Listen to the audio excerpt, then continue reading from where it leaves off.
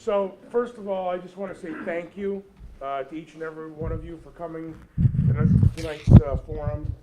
Oh, I got to speak into this, don't I? It's a profit, isn't it? Yeah. Hello? For the film.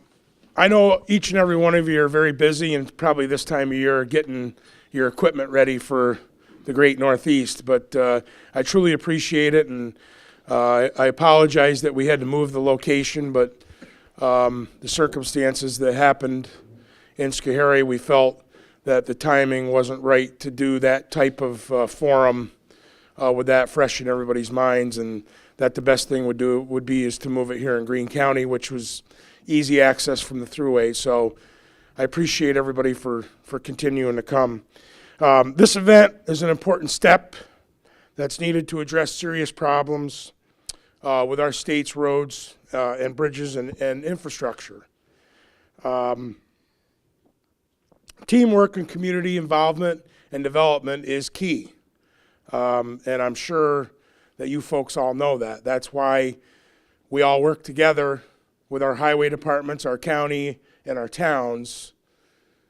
That's what helps us get done what we do get done. So tonight we're going to listen to you, get an idea of the issues that you're facing.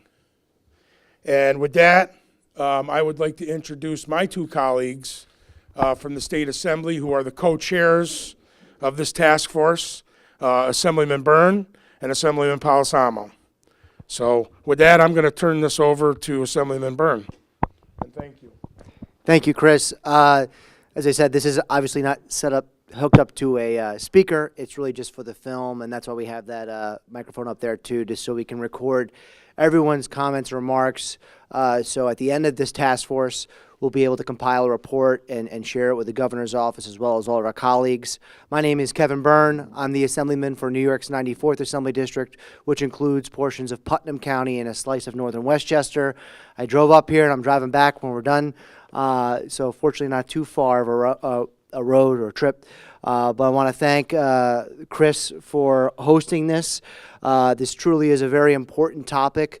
Everybody uses our transportation system and benefits from investments in our infrastructure. It doesn't matter who you are or what facilities you use. Our school districts rely on it. People that go to the libraries, our seniors, our business community, everybody relies on a strong transportation system. Of our $168 billion budget in the state, we want to make sure that we have our priorities set straight and that we're correctly investing in infrastructure. It really is a nonpartisan issue. It affects public safety. And again, all those other issues I talked about, business community, jobs, you name it. I do want to just say thank you for being here. As Chris said, we're here to listen. That's why we've been traveling the state. Mr. Palmisano and I have been to the southern tier, to western New York, central New York. We're in Long Island. We were in the Hudson Valley by me. And we heard a lot of the similar things, but also heard a lot of different new things unique to each area. And that helps us learn, and it helps us compile an accurate report to try to do a better job for you all. So I want to thank you for being here and contributing to the conversation. And with that, I'm going to introduce my colleague. It's been a pleasure to tour the state with you, Phil, our co-chair of the task force, Assemblyman Phil Palmisano. Thank you, Kevin. First, want to thank all of you for coming out tonight. I know you have busy schedules, and it's so important. I can't stress enough how important it is to have you here, to hear your input, to hear your ideas, your concerns, so we could take that. And as Kevin said, what we're going to be doing, this is our eighth of 8 forums, our final forum that we've done around the state. We're going to take that and compile a report. Like Kevin said, we're going to share that with the governor, our colleagues in the legislature. We're going to share it with industry, just to let them know some of the ideas. A lot of themes are very similar. Like Kevin said, probably one of the most prevalent themes, and I'm sure we'll hear it again tonight, is priority and commitment, stronger priority and commitment to our local infrastructure through the programs like CHIPS, which makes a lot of sense. That's been a priority of our conference for years, and rightfully so. When you think 87% of the roads in New York State are owned and maintained by our local municipalities, 52% of the 18,000 bridges are owned and maintained by our local municipalities, 48% of the miles driven are driven on local roads. And when the comptroller comes out with a report saying that we have $75 billion in bridge deficiencies across the state, $27 billion which is on our local bridges, this is not a a political issue. This is a common sense issue. And this is about, we want to be proactive in this. We don't want to be reacting to a tragedy, a bridge collapsing or something like that. We want to be proactive to bring forth good ideas and suggestions on how to address this issue. So we look forward to your input and your testimony, and we'll have questions for you as we go. And, we'll kind of maybe in some instances pair a couple of you together just to kind of keep it flowing. But these have been very helpful, very informative for us, and will certainly help us in the conclusion in putting this final report together. I also want to say thank you to my colleague, Mr. Tague. Chris, thanks for hosting this and your input along the way, for all you're doing. And I have to tell you, Chris is a staunch supporter of transportation infrastructure already. He's shown it since he's been up there, and we look forward to continuing working with you on this important issue for not only for your district, but for our region and across the state. Thank you.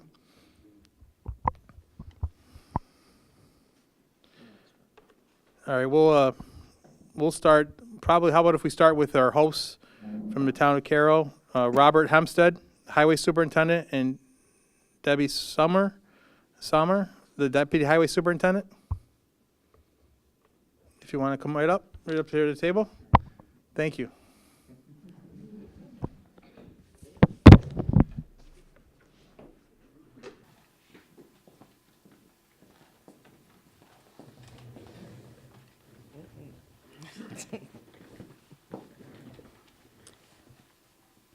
Well, thank you for inviting us. It's an opportunity to talk, and we've been doing this for quite a while. Actually, myself, I started in 1970 for Greene County Highway and got elected as Highway Superintendent 2012 and started as Highway Superintendent for Cairo. Did about 6 years as a program for Cornell University through local roads, basics of a good roads. We got a pretty good idea of what the infrastructure and how it's failing. We have just under 100 miles in Cairo. Probably 65% or maybe 70% was deficient when we took over. Through Debbie and I, we tried to boost it back up through extensive paving programs. We only actually have one bridge. The rest of the bridges are maintained from Greene County, thank God, and which they do a great job on that through our town.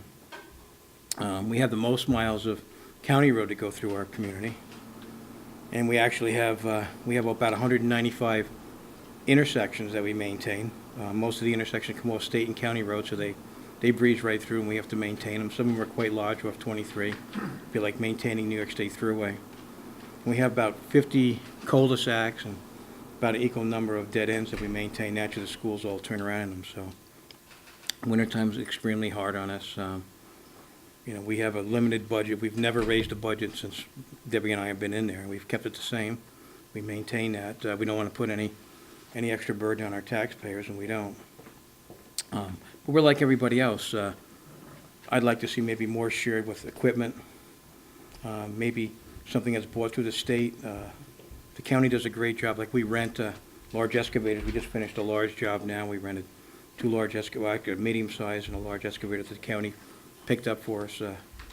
A few years ago when I was in Greene County, Soil and Water used to lease an excavator through the summer months.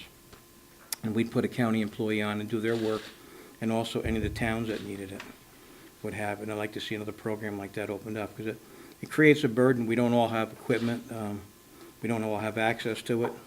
A lot of them, in Cairo, we put our money back into the highways, so it doesn't leave a lot of money for equipment. We buy some used equipment. We just bought a couple used snow plows to go out, because like I said, we have just under 100 miles. We're out all the time. Maybe a little bit more coordinated effort with the state of New York highways. We help them out because we're lucky we have a 100-acre area that the town of Cairo owns, so we'll let the county come in and put stumps in there in the state of New York, but maybe more of a coordinated effort between everybody. There's some issues we'd like to see with the county and everything, as far as maybe a joint effort so that we have one price for blacktop. We just do under. They do much more paving. We do just under that, and we'd like to see maybe more of an effort so that we can, when they get the price, then we have the same price. Then we could enter our stuff right into it. Are you doing hot mix on your roads? Yes, we did just under 2 miles of hot mix this year, and then the rest of it we did actually through Gorman. We just did motor paving. We just finished up about a week and a half ago. Now we're waiting to fog seal. Now, when you do the hot mix, are you guys doing the paving yourselves, or is it? No, vendor no, we price don't, project? yeah, we just contract it right out to them. It's a lot cheaper, but we probably do quite a few miles of Leeboy paving in preparation and usually before and after paving. So we'll prep our own roads, and it gets quite expensive, but it'd be a lot easier if there was more of a cooperative effort for everybody to get the same price, basically, especially if you're using X amount. Are you allowed to go off the county bid with your material prices for the Well, yeah, asphalt? we do bids all over, through other counties. Okay. Because we can throughout New York State, and that's what the governor had set up, and that's what we do. So if we go downstate, and we've done a lot of their bids through some of our contractors, it was a much better bid. So that's what we did. The problem with the county bid is, it's not their fault, it's just that we can't use that bid for ours.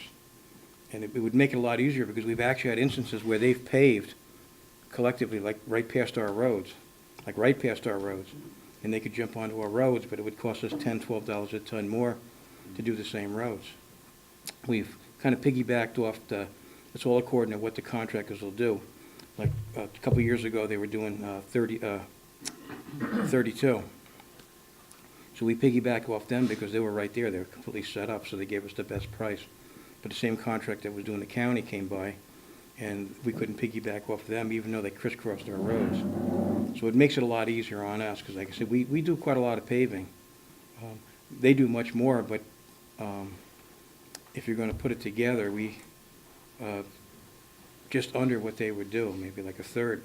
For one town, it's quite a lot. We just did an extensive, a very aggressive paving program now. We're trying to get a lot of our roads up to snuff, because like you said, everything gets transported over the highway. So whether you come off a federal road onto the state road, and the state road onto the county road, and the county road onto the town and down into the village, commerce has to get through. That's why years ago, when they first started the highway laws and everything, they had that. So basically, once you set a budget, the town can't take it, away from you to be able to get roads done. Because if not, if you have a break in that link of that chain, then everything fails. If somebody can't bring commerce from one area to another, and we just happen to be in the hub of the county. So we have like 5 schools that come through us, so we have just about everything. We have some of the larger roads, 23 that comes through us, 145, 32. We border on many of the towns, so it'd be a big help. It does great with chips, believe me. We do fine with chips. We'd like to see it increase naturally, because the paving is the biggest part of our budget outside of snow and ice. And that's something that people instantly reflect on, is the condition of the roads to get through. And you constantly patch them and everything, but that's not very cost effective, but you have to do it to keep it. If not, they completely disintegrate during the wintertime. Wintertime with the same thing with snow and ice. Last program was when they had a large storm, we got certain monies back from the federal and the state, and that'll go right back into our funds as far as maintaining salt and stuff like that. And salt prices keep going up. And I understand, downstate wants a lot of the money, but, we have a different set of problems up over here. We get much more snow. We're in the snow belt. We're out a lot. We have buses that are run, and, it's a different thing than when I first went on the county in 1970. You have people that have to work up in Albany all over. You don't work down the road anymore. You have to go far distance. So and the women are in the workforce, and they have to drop the children off or whatever. So they're out by 6 o'clock in the morning. The buses are out by 6. So that means you have to be out that much earlier. It's overtime, and it's very costly, but you have to be. There's no way, and then at nighttime you have people that come in, people work shift work. But years ago, you didn't have that many people out, that many people that were driving that far from the workforce, whether they're going from Baltimore to New York City, they drive across the river to Hudson, take the train, they drive up to Albany. It's a different set of problems that you would have more so than downstate. It's same road, same type thing, but it's just the driving habits are completely different. These people bank on it. Bob could tell you up the mountaintop, and Gary and everything. You still have farmers there that have to get the milk to market. And that gentleman, if you can't get to that, then they dump the milk. But you have to be out there early in the morning, get the milk truckers and the tankers up over your roads and get them back down safely, and that with the buses too. So anything that they could do to help out would be a great help. It's tough trying to do it alone. And collectively, I know the governor's talked about shared services, but we've done that since the beginning of time, really. It's the only way we survive. The county contract a lot of their paving, their plowing, stuff like that to different towns, because it would be necessity because the towns are on the road anyway. You can't just drop them out of the air. And if I pick up the phone and call Bob, or basically it's Jimmy Wilson, I need a piece of equipment moved or something like that, they're there in an instant. And vice versa. If they have a plow down, then we jump in to help. Mowing. The Durham just helped us with, in Wyndham and Athens, with our motor paving. We can't do it alone, and that's one of the things that, if you ever get around, you have to see it, you'll see trucks lined up from every village and town stepping in to help people do their motor paving, not the blacktop, but motor paving, drawing the stone into there. It's a burden on them, but it helps. It's the only way to do it. It puts them behind, but that's how everybody's collectively, when you hear about shared service, like I said, this is something that's been going on. Same thing for equipment, whatever you need. If you need a mechanic, recently we were looking for some bias-belted tires for one of our old trucks, and Debbie put a blip out there, and we got all different towns coming out to help. But like I said, whatever you gentlemen could do, whatever the state could do to help out and kind of ease the burden, because we're all, like you said, we're all in it together, and we try to work together. Debbie, you want to say anything? Is there anything left?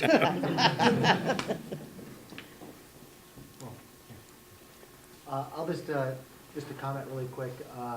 We've been traveling, as you said, this is the 8th one. I think at each forum or task force meeting we've had, and when the governor's initiative for shared services comes up, it's usually a unanimous response back that highway superintendents and transportation industry, they've invented shared services. Right. And this has been going on for years, and you can only stretch that rubber band so far. And in some ways, some of them feel penalized because they're not able to apply since they've already been existing doing those shared services. Just one question, Rob. I know you said you bid out or use vendors for some of the paving. Is there any examples that you could use or cite that maybe that would have delayed a project? Something that we could do on the state level to try to help speed things along? Actually, I mean, it works out pretty good what we do is, because usually there's enough people out there, whether it could be Oneida County, it could be, that have bids set out there. So basically, you can kind of pick and choose from everything. It's all according to how it's going to work out. 9 times out of 10, it works out very fine. There really is no delay. I mean, sometimes we'll bid it out, but most of the time, we kind of wait for Greene County when their bid comes out, and we kind of use that and say, okay, well, can you match that, And they might be able to match it, but they might be able to piece it together with something downstate for the materials and maybe the trucking and everything like that. So it's never really delayed us. OGS has dropped the ball quite a bit on a lot of it. For equipment and a lot of stuff. They used to be, Debbie could tell you, it used to be able to go on OGS for a truck and everything, and it made it a lot easier. Materials, plows, spreaders. Well, that's exactly what I was gonna say, because I think that if there was a bid, and you were able to go off the county bid, whatever contractor won that bid would be the one to come in and do the work. But if you had let's say you're gonna pave 25 miles of road next year, and you bid all that out, I mean, yeah, there might be a difference in trucking price from one road to the other, Maybe but for the region, asphalt yes. price and the labor price should still be the same. And that's what we actually pull off a lot of that stuff. That's how we can do it. So it's almost like going down through the Chinese menu. Well, I You think pick one from that's- column A, one from column B and C, and I think that's something we need to put on our list and work with you folks or your association with about how to come up with a program or something that'll work, for each one of the towns and the county. Because there's a big difference between Greene and Schoharie County and then Westchester County, So, that's something that we need to look at, especially in our rural areas. Now, they do multiple zones, they Right. price each zone. Yeah, And multi-year contracts instead of every year. I mean, I've seen they've done it with the road salt, which is very good because we're not filing every year, but to get multi-year contracts. And this piggybacking, like the state, counties, it should be mandated that the piggybacking goes into it, wording. because some areas you can't piggyback off it. I mean, we're only a small town, the county's Right. big. you know, they do, now the Greene County does pass the resolution every year to do the materials and whatnot, but as Robert said, with the paving, and they were passing our road, and they wanted $15 more a ton, a ton. And they're right there, they're already moved in. So we'd like to see it more uniform where that makes it, that would be the much easier thing. But I mean, I'm lucky I have a unique thing because actually I have a full-time deputy. Debbie's on to everything, so she has the time when I'm out in the field to go through and research everything. Most towns can't do it.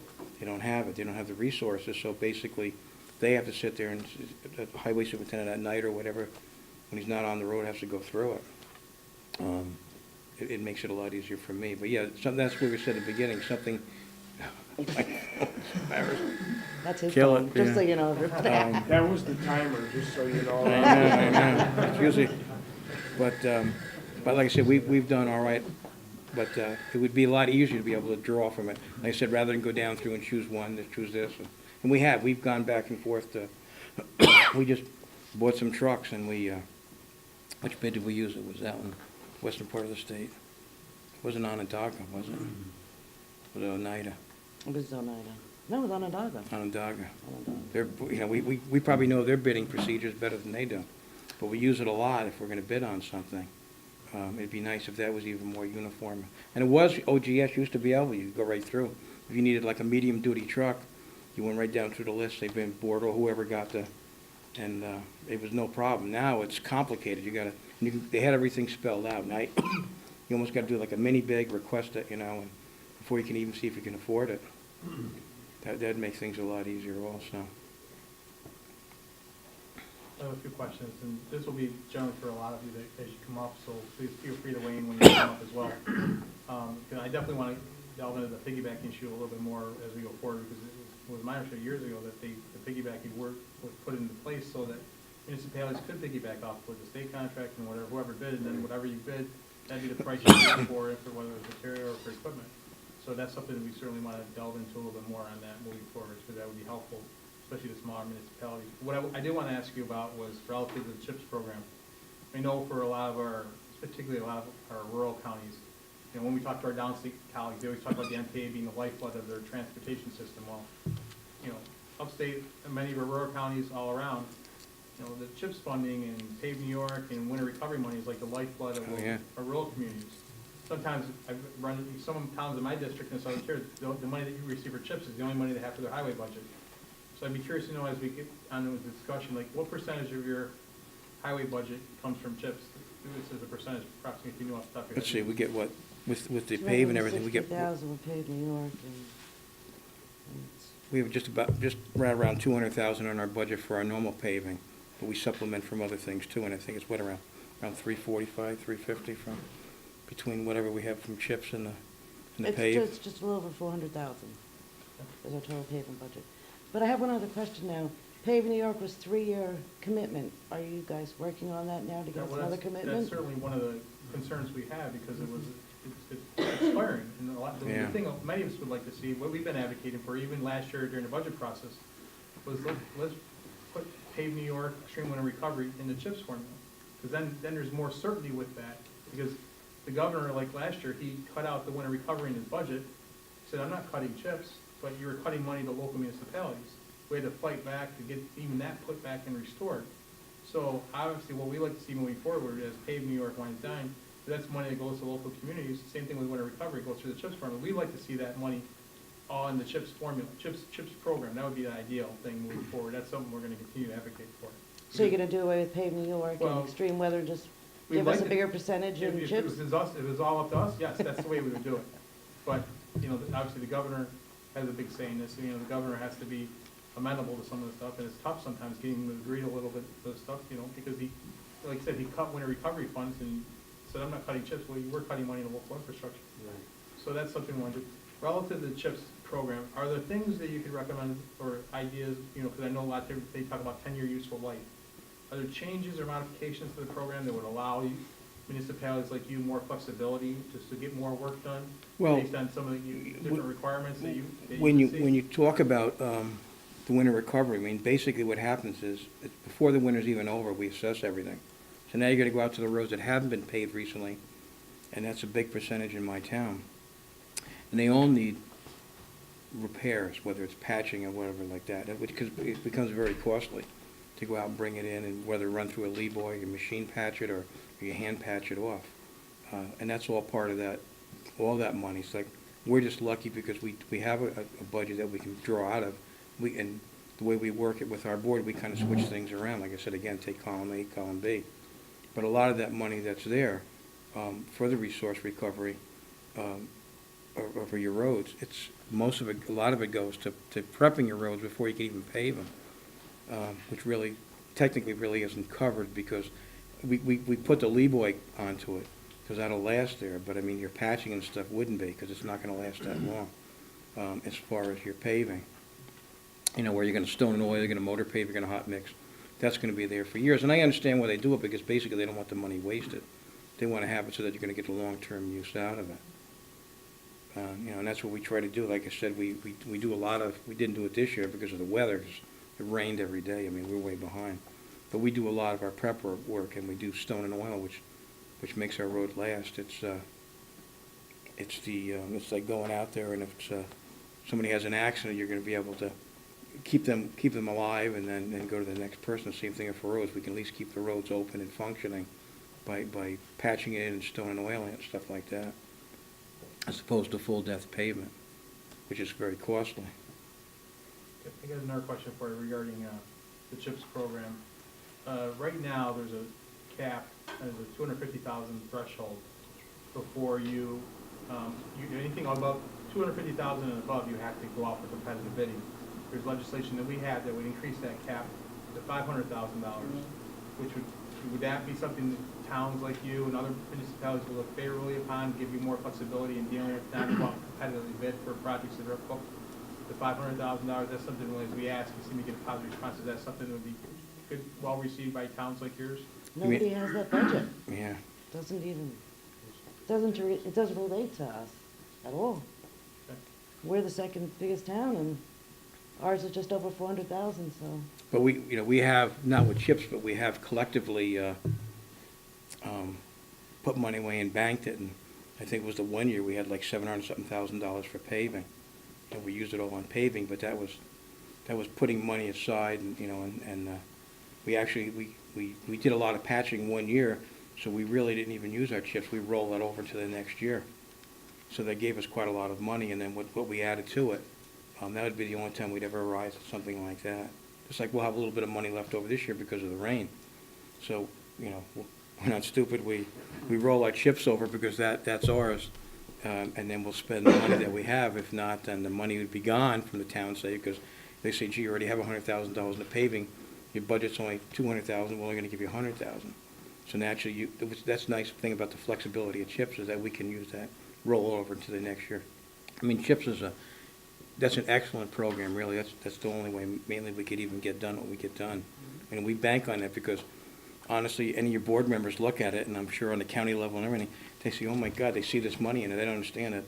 That is strictly for the highways, and it's sacred money. Nobody can touch it. They can't mess with it.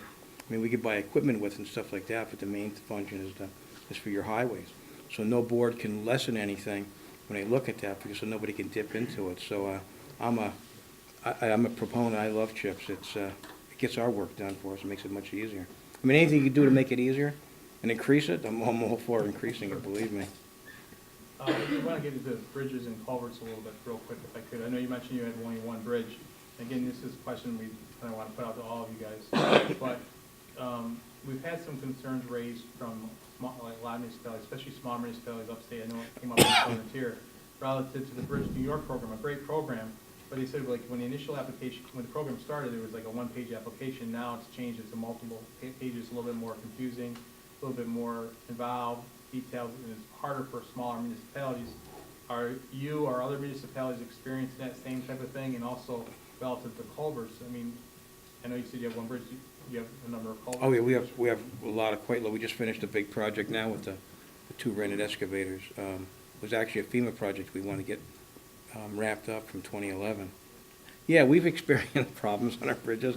The one thing was we gave them a good conservative price on the bridge to our engineers, and they actually said, It wasn't enough. I said, really, you're kidding me? Because I tend to be a cheap bastard, and I try to keep the cost down for everything. I do like I do in my own life, and I said, really, you're kidding me? They do make a little bit jumping through some hoops. For the Bridge New York Yeah, application? yeah, I would like it to be a lot easier. And I'm not gonna say that, we've run into a couple little things as far as the bridge, one bridge, and I don't wanna get into it much, but, yeah, it'd be nice if it was a lot easier. It's, I mean, that's, Bob can better tell you later on, I mean, that's costly when you start to get into bridges. Sure. It's, you know, it's all according if it's on a federal aid road or whatever, you get monies, but I mean, the bridge can go quite a lot of money. Where years ago, when I first went on the county, we did our own bridges. We threw up some gabion walls, and we decked our own bridges. We put stringers across, and we'd run a 2x6 or 2x8 bridge on end and nail it together and put some rail on. That was the end of it. Cost you nothing. You know, now naturally, the first big expense is your engineering onto it. You know, when you get over that hurdle, and it's quite a lot for a town. But it'd be a lot easier, the Bridge of New York program. And sometimes it seems to me it's, I don't want to say downstate again, I don't want to throw anybody in, but it seems to be more geared up for that, where again, up over here, you know, we don't get the traffic over, but it's still to get over it, whether it's milk trucks or fire trucks. I mean, that's a big thing. It's just our one bridge, we've gone up and down on our weight limit a couple times onto it. And our key thing is naturally to be able to get emergency personnel over top of that bridge. And that's what we applied for our Bridge in New York, and we send all the forms in. Twice. We had our engineers, yeah. Twice. Yeah, it's, I don't want to say too much because I don't want to dampen it in case we do get it. But, It's a common theme we've been hearing, especially from smaller rural communities. So I just wanted to get kind of a feedback from all of you guys to see what you thought. I have one more question, but it's kind of for everybody, but then I'll let you go. And I do want to say before I even get to thank you for hosting and your council. Thank you. So, relative to culverts, one of the ideas that came up at earlier meetings, and we keep asking everyone in the forum, one of the concepts that came up is creating a CHIPS-like formula for culverts. So, you know, you have your CHIPS money, but now then you have a separate line item for culvert work, because culvert work can be expensive. And one of the things that, you know, to measure that would think would be a little bit easier to quantify, because every municipality should have a measurement of, you know, the number of culverts, the size of the culverts, so trying to put a formula together and something like that as we move forward. Is that something you think most of municipalities like yourself would be look forward to? yeah, actually, as we speak, it started this year. We did our own because I came from the county environment, so we knew how to assess everything. When I first took over, I sent one individual that was a long-term employee out to assess our culverts, to locate them, GPS, and we put everything down in the book. Now, Cornell Cooperative Extension is doing a quite extensive assessment program in Greene County. They started with it. We gave them all our information, so they started in our area to assess it. And you have other groups that are in there as far as your culverts and everything, because you have different criteria as far as allowing the fish to spawn and different estuaries and things like that. The mountaintop can tell you if I ever get down and they get up here, they've got a whole set of problems because they're in New York City water. So it creates a different things what they want done and stuff like that. But it would be nice to have a program, because basically a lot of our culverts become deficient, and when you get a major storm, they don't function and they're ripped out. So now you have FEMA come in, and FEMA comes back and they'll possibly replace that culvert. But what we need is something for the state so that they come out with an assessment and we can upgrade and go larger and things like that. You know, because it's not just the initial culvert, it's the excavation, it's the downtime, it's the equipment. And most of the culverts that were put in 30 years ago, they didn't have the expansion of building and stuff like that. So now you have impermeable things like blacktop driveways, and so they're dumping more and more water down. And we want the expansion. Before it was just runoff from the farm. Well, the farms are gone, and now it's condos. So it would definitely be nice if the state would come up with a program for large culverts. It could be anything from 24 inches up, you know, to 6 or 8 foot culverts. That would help out, because that's a big burden on the community, is trying to assess that and replace them. And lots of times you just can't replace them all. And it goes hand in hand, because, like we always say, you can't even do your paving without starting to replace, you know, $30,000 or $40,000 worth of culverts on that road, because it's been let go for the same amount of time that the pavement is. Your old corrugated metal piping is rotted out.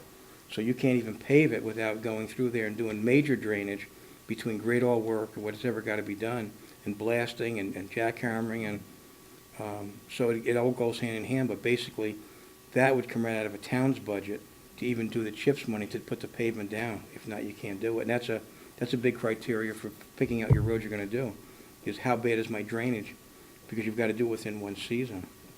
But if you could do that, that would definitely help out. It would help the communities. It would go hand in hand with our CHIPS money. Great. Thank you. All right, thank you, gentlemen. Thank you very much. Thank you. Next, I'd like to call up Amanda Bertram, Vice President of Public Affairs for the Associated Builders and Contractors.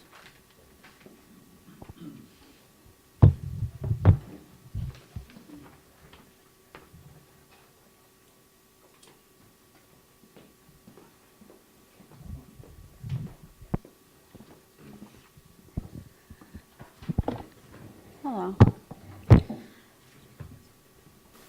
Good? All right.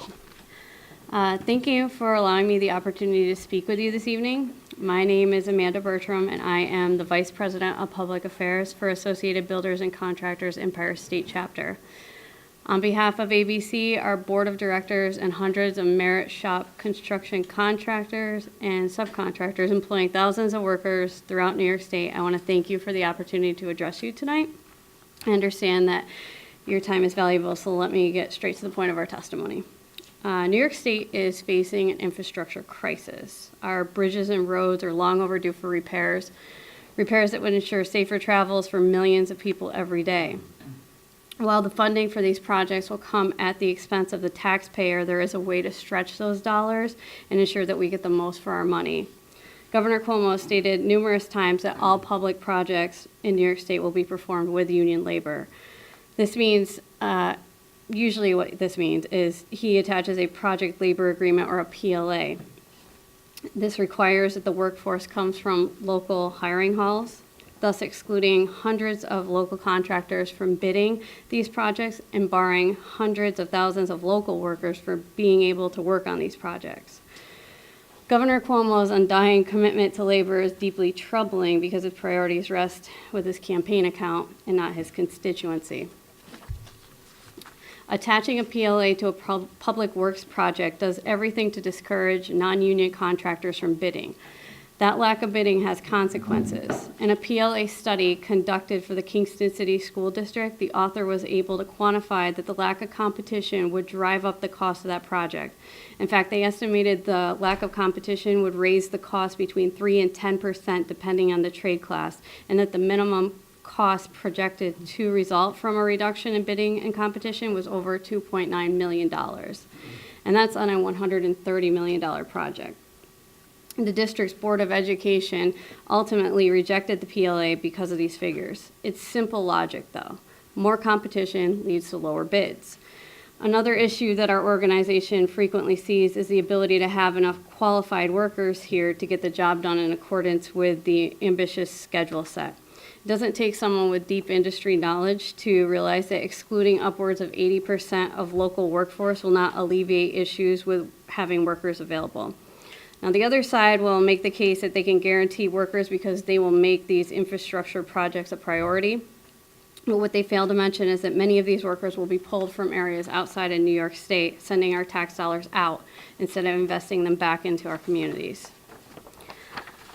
I want to talk about keeping benefits earned on the job by the worker with the worker. Prevailing wage law ensures that all workers, union or non-union, regardless of PLA, are paid according to state set wage and benefits. Many merit shop contractors do not bid PLA work because under a PLA, those benefits would go directly to the union and not the worker. This means that a few of the tag-along workers that might come from the merit shop would never see any of that money because the job wouldn't last long enough for them to vest in the union plans. So why would a merit shop worker want to work under a PLA? They wouldn't. The best way to ensure those benefits stay with the individual worker is to do these jobs without a PLA. And these are just some of the issues that arise with the possibility of PLA. With costs continually rising, taxpayers and your constituents would likely pay tens of millions of dollars more than necessary with PLAs attached. As for local workers who might not be able to work on these projects, despite the fact that they live in New York, shop in New York, and are paying for these projects through their tax dollars, I would challenge every one of you to go to households of the workers unable to work on these projects because of the PLA and tell their families that they are excluded from this work despite their work ethic and qualifications. It is critical that we repair our aging infrastructure across New York State. It is equally critical that we demand this work gets done on time, on budget, and on the backs of qualified workers who take as much pride in their work as they do in their communities. The only way to guarantee that is to reject project labor agreements. Thank you, Amanda, and that's certainly an issue we've heard in the past. So, and in New York, I know it's always been a challenge, especially given some of the makeup and the geography in the state. But I did have a question for you relative to another issue that's kind of come up relative to onerous regulations or requirements. There's one is regarding the minority and women business-owned enterprises mandate of, the governor has promoted 30% threshold, which what we've seen is that when we were in the Southern Tier, for example, they just can't make that. Impossible. It's impossible. And it's on the, absolutely not only just on the, it's on the professional side of professional services, and it's also on the contracting side, the construction side. And they told us, one example, they had to go, and usually a lot of times instead of hiring local labor, they're going either way downstate to New York City or Long Island, or in one case, they had to go to Pennsylvania to Right. bring in a qualified MWB. Is that something you're seeing from your people within your industry? And is that something you in the community, you hear are experiencing as well from town to town too? Is that something you've seen as a major Our problem? association, that's a frequent problem that our members are experiencing, is that they have these requirements on the projects and they're unattainable. You can't reach those requirements. And, in response, there's a lot of waivers that are handed out, but those MWB requirements just aren't being met. They're unrealistic. Let me ask you this, in your opinion, does that take some of the competitive bidding away because some of those contractors may not even bid a project because they don't feel there's any way they can meet those MWE requirements? Well, absolutely. Anytime you have more competition, you're going to lead to lower costs and more competitive bids. So when you eliminate anyone from bidding a job, you're not going to get the best bids. Thank you. Okay. Relative to the MWB issue, one of our colleagues has legislation that would make it not be that 30% threshold, but basically try to mirror it to the population and geography of your community. Sure. Like in the Southern Tier, for example, because you have such a low. Is that something? I mean, obviously, I know many people like to see the MWB mandate possibly go away, but would that possibly, making it more mirror that community? Is that something that would be received better? Do you think by some of the people here and around the state? Do you think that would work better? I think if we're going to keep MWB mandates, the whole scope of it needs to be reformed. Anything like that is obviously helpful, but the program itself needs to just be reworked. Right now, as it stands, it is completely unrealistic, and especially in more rural areas, like you were saying, the Southern Tier, but even in this area. And you do find that people are pulling from other areas to meet those goals, and that's not what the goal of this project was. So. We hear it a lot, because a lot of people say, we always try to tell people, shop locally or, hire Yeah. locally, but with these types of mandates, it's very difficult to do Right. that, almost impossible. So Absolutely. any suggestions you have relative to, obviously I know it's not having the program, but any other ideas that you might have relative to suggestions that we can do to improve it, we'd certainly welcome that input from any of you. Sure. Thank All right. Thank you. Thanks.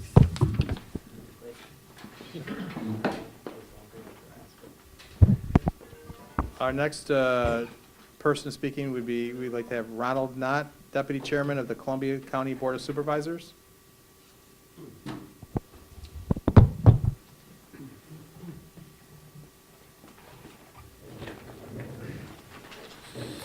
Well, thank you for inviting me. Pleasure to be here, and I would first like to thank any of you for all the work that you've done in the past to provide any of the CHIPS funding and Pave New York and all those programs that have been out there. They are a great help. I do wish there was less regulations to them and more money. That would be a good thing. So, if you can sum that up. One of the issues is that I'm not out there plowing the roads and trying to get that done, but I'm always trying to find the money to get these projects done. As I chair the Public Works Department in Columbia County, one of the thoughts that I'd like to share with you folks is, a couple things is that, we all try and do the best we can to try and keep our budgets at a tax cap, and I'm not opposed to the tax cap limits, but if we could consider exempting some of these capital projects from the tax cap limits, that would be huge. School districts, as I understand it, exempt all of their capital projects from tax cap calculations. We do try and fund a majority, not a majority, but we do try and fund some substantial portion of our paving and bridge work with local money. Maybe that portion of it is exempt from it. As we develop budgets, it would make it a lot easier to try and get that budget money if it was exempt from the tax cap calculations. It's still tax money that's got to be spent out there, but it would help. The money that we do get, one of the other issues is we used to do all of our bridge work with federal aid money, and as you know, that's kind of dried up. And the regulations, and we heard some people talk about the regulations of spending that money is just getting very onerous. So anything we could do to help deregulate some of that would be a big help in the future. I don't know, Chris, yes? Quick question. Yep. Who's responsible for inspecting the town's bridges? Is it the county in your county, or who actually comes out and inspects those bridges that the town owns? New York State is responsible for some of that. I know they do state inspections. I mean, the county does some of our own stuff, but, the state inevitably becomes responsible for that. Okay. So even a town-owned small bridge,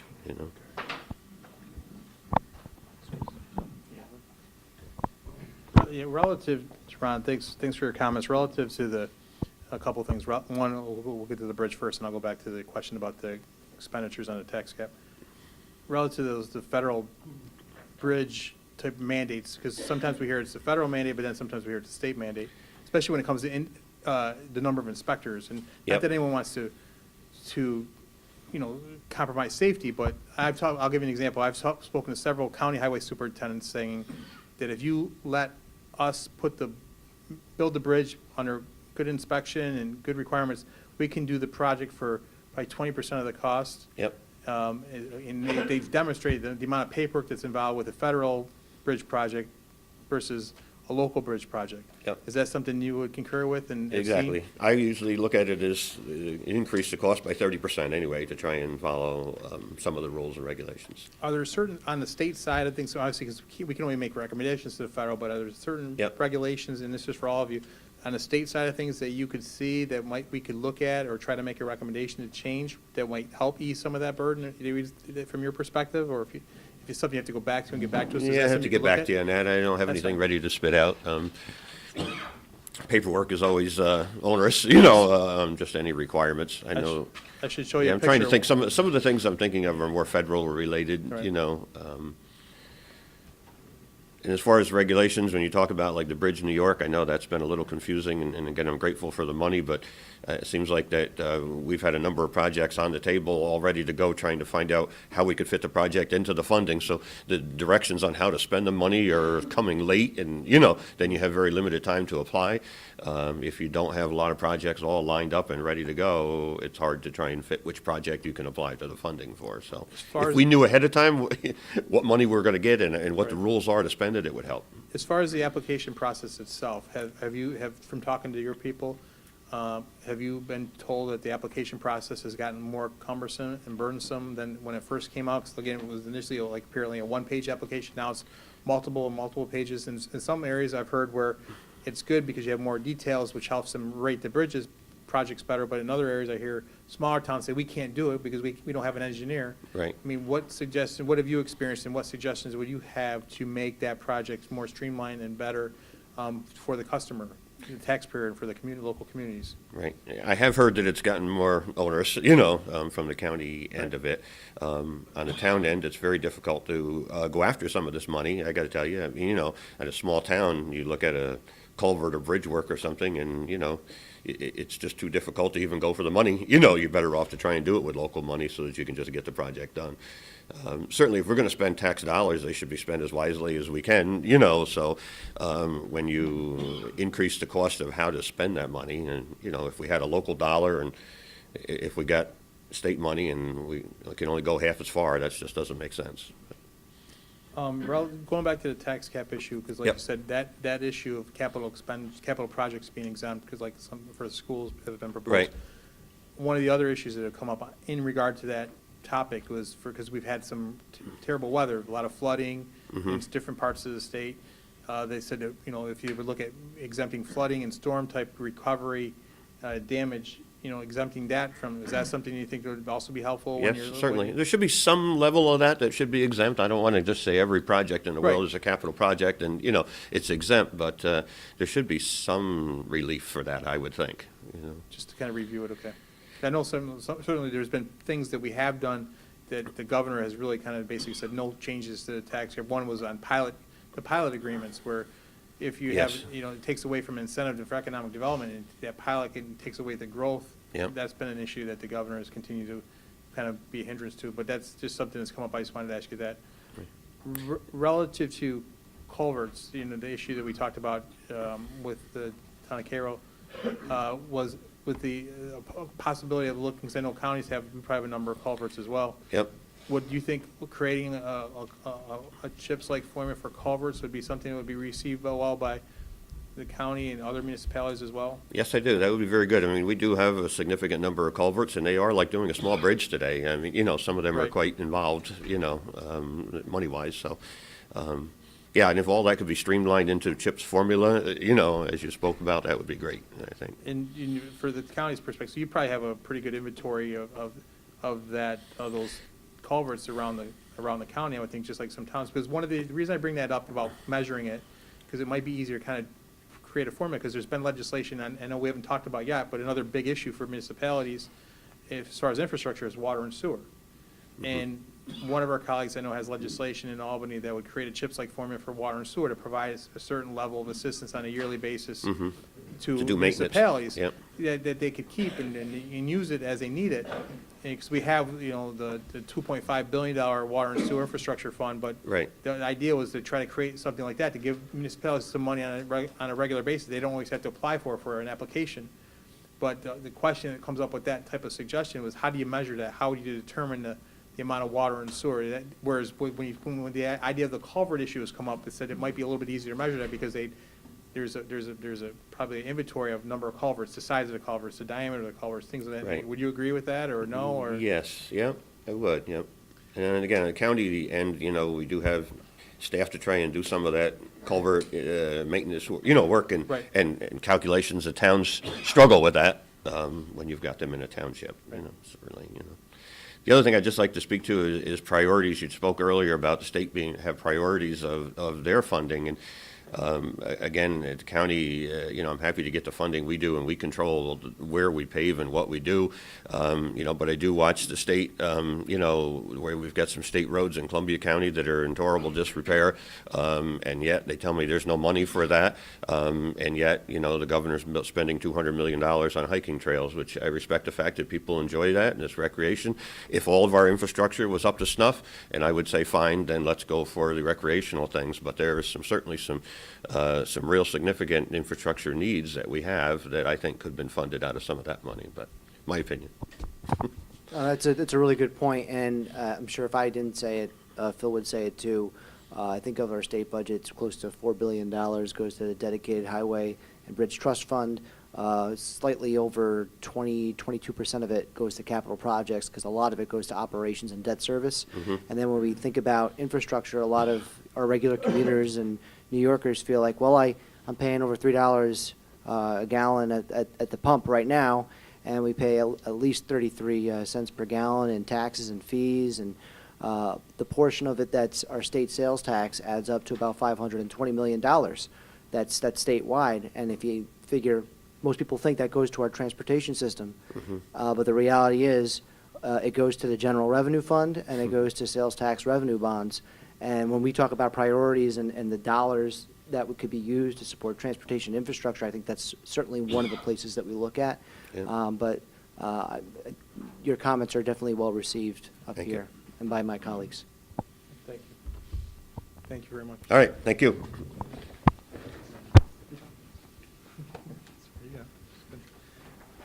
Yeah, yes, go ahead. I want to comment with Phil, you brought up a good point. So many things to discuss, but when you're talking about the water and sewer, I mean, in a rural community like Cairo or any of these other communities, I'm sure it's the same thing up the mountaintop. The state comes in with a mandate, and like we just had recently in Cairo, and they mandated that we couldn't do any expansion because our sewer system needed to be upgraded. We just don't have the money. So we had a lot of water infiltration, so I took the contract on and did it for like, I think they wanted to make, say, 200,000, we did it for, I think, 20-something thousand, and did 175 septic with water infiltration. But that's a big part of the thing, the state sets the mandates, and then the governor says you can't raise it because of the cap, so how do you get this money? So you bond this money, that puts the town that much further in debt. I'm sure any village that's here, they experience the same thing for any of these mandates that the state comes down with, whether it's bridges or whatever. You're saying about inspectors, they inspect the bridge, and we've gone back and forth with the one little bridge that I've had. It's been yellow flag, yellow flag, red flag. You know, so now you're trying to come up with the money to repair or replace this bridge. It's great that they do these mandates, they should. But then they need help out here to get these things done. If not, you can't do any expansion like Cairo. We wouldn't even be able to have the supermarket we have over there if we didn't do this. We can't afford to do some of these mandates.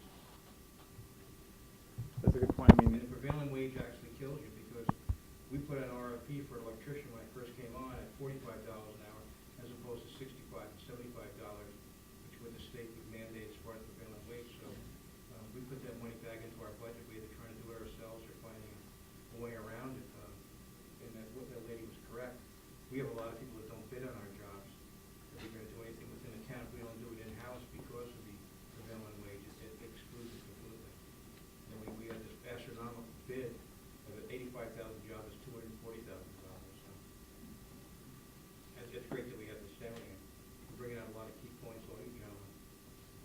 no, but the key is you guys in the audience who took the time to come here and share and how laws or regulations are impacting us right now, and that's what we need to take back and try to put together a plan or a report that we can share again with our colleagues. So at this time, just to kind of consolidate a little bit, I know there's 4 other highway superintendents. If we could have y'all come up and you can all talk individually, but that way if we have questions, you guys can talk on issues just to get, we can pull up another chair.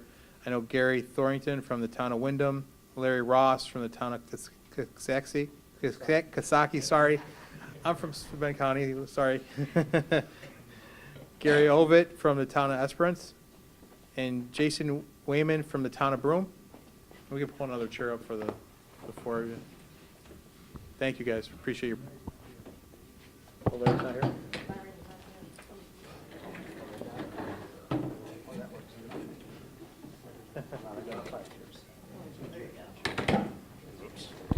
See how resourceful you guys are?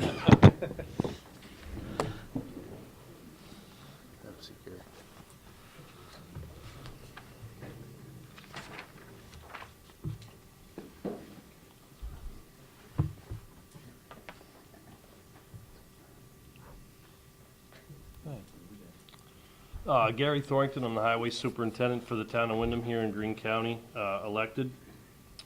I want to thank the 3 of you guys for taking the time to listen to us. A lot of times we struggle to be heard. You know, we go to Albany once a year to advocate. We bring 600 to 800 people in one day to Albany to fight for funding. That's my biggest gripe. We don't seem to be getting heard. You know, it's been 6 years since there's been any increase in CHIPS funding, and it's way past time. And I feel I'd like to see the CHIPS be increased, and maybe the paved New York or extreme winter go away, just because the CHIPS is guaranteed to be there. Our town counts on CHIPS money about probably 55% of the work we do is funded with CHIPS money. So it's extremely important.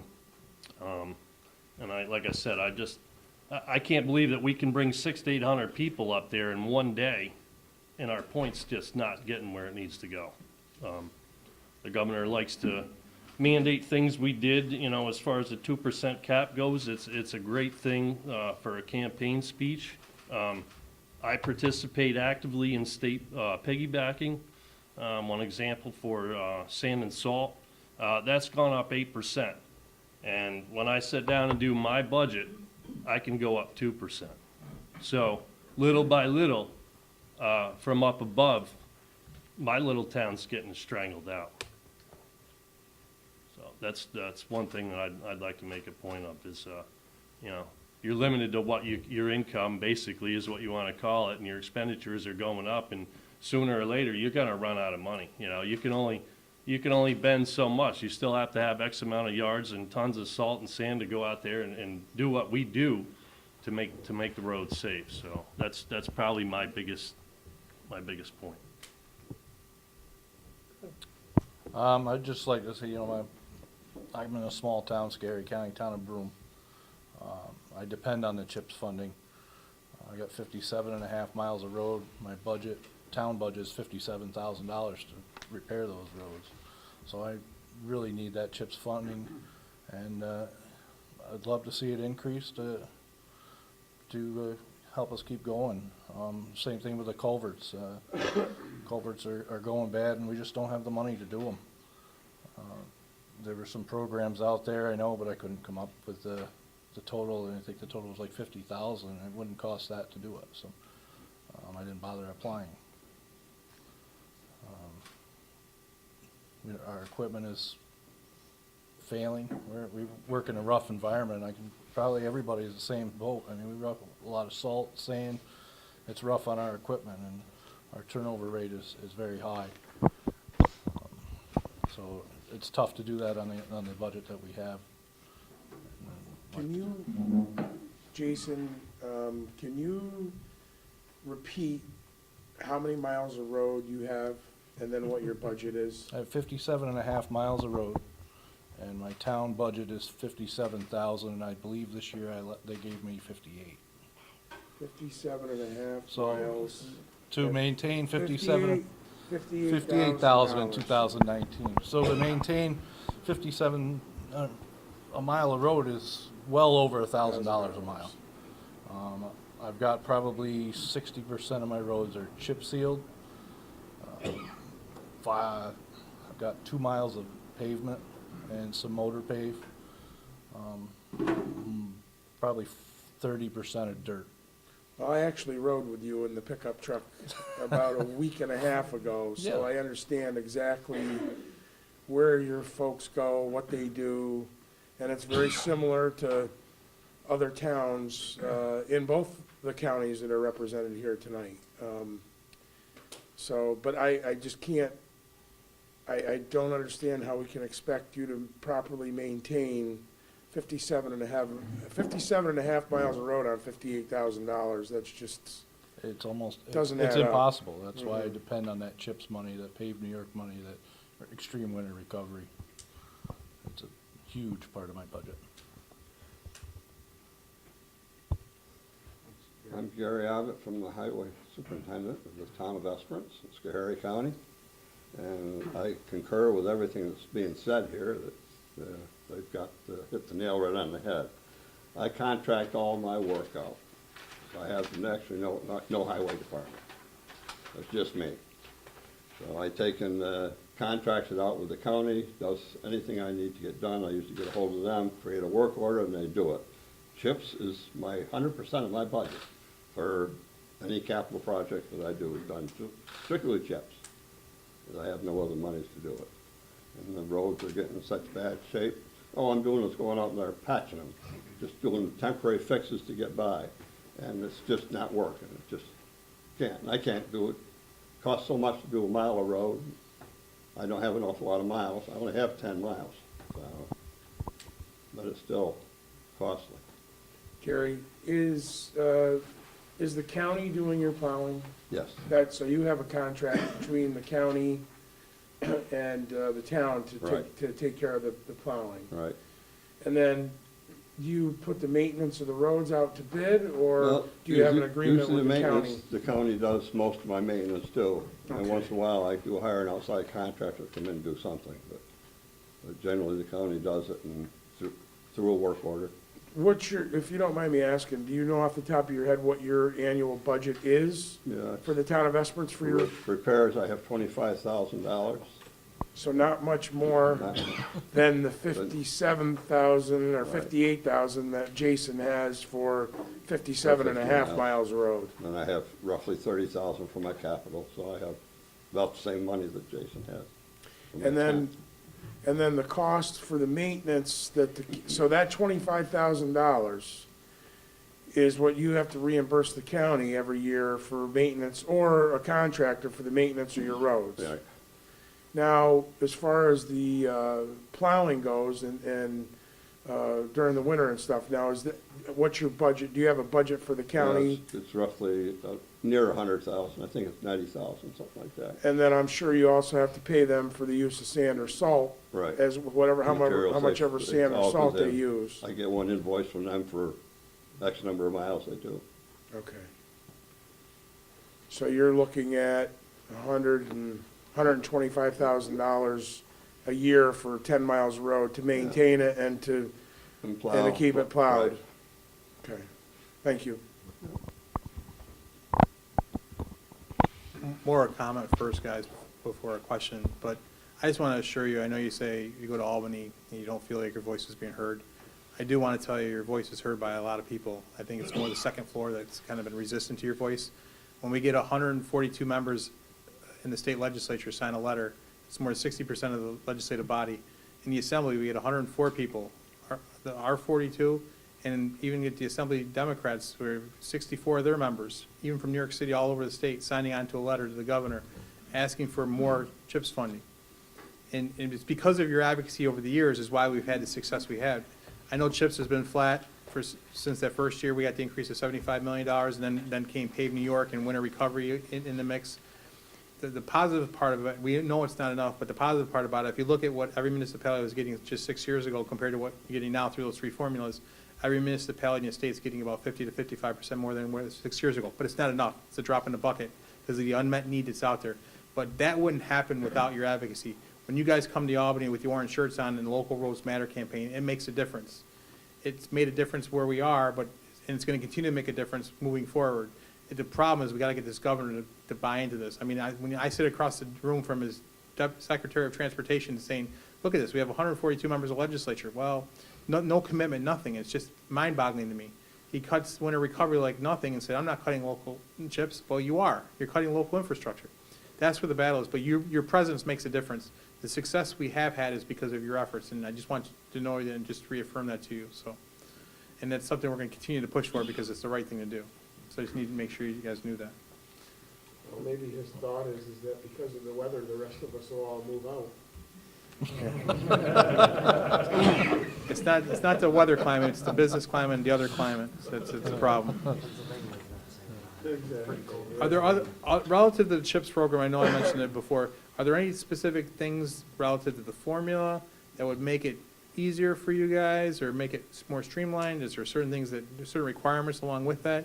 And the other question I had earlier, I don't know if it applies to you or not, maybe the county, with that threshold where we have a $250,000 threshold, I know it didn't apply to town of Cairo, $250,000 threshold that you have to go out to competitive bidding when we have legislation to increase it to $500,000. We've heard that would be helpful to some municipalities. Is that something you think that would be helpful as well? And is there anything relative to the CHIPS program that you would recommend changes to make it better or streamline it? I believe the $250,000 would fit our township just fine. I don't think that would need to be increased through our procurement policies and procedures that we do.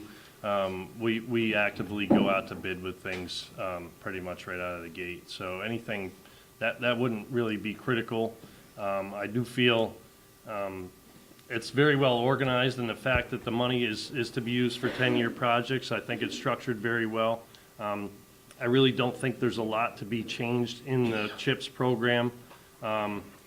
other than the fact that it does need to be increased. I'm not gonna beat a dead horse. And the numbers tell everything, other than this year with the weather. There's no township that rolls that money over or never uses it. So, in my opinion, the state of New York, the governor, it's a great investment, the CHIPS program, because we've shown and proved that we put the money that's given from the state right back into our roads. We don't just throw it away or leave it sitting there. So, an increase is well-deserved, and I can guarantee you that at least in the town of Wyndham, that money that's allocated is gonna get used. And it's the idea that, this idea of the culvert line, the funding stream, is that something you guys would think would be well-received? Not, I mean, basically, we're talking about a separate line, you know, not to take from the CHIPS, but a separate line just so you get to help work on culverts. Is that something that you think would be receptive? For sure, Big time, for sure. especially the smaller towns, I would think. Yeah. I mean, One anything culvert helps, can take your whole budget up. sure. I've got 3 that need to be done and roughly 30,000 each, so. And that's if we do it without bidding it out. Thank you guys for what you do. Right. Thanks you. for listening. Thanks, guys. You got it.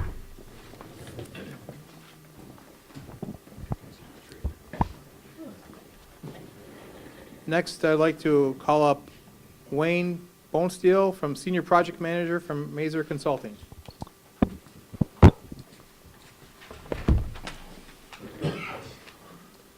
Thank you for having me.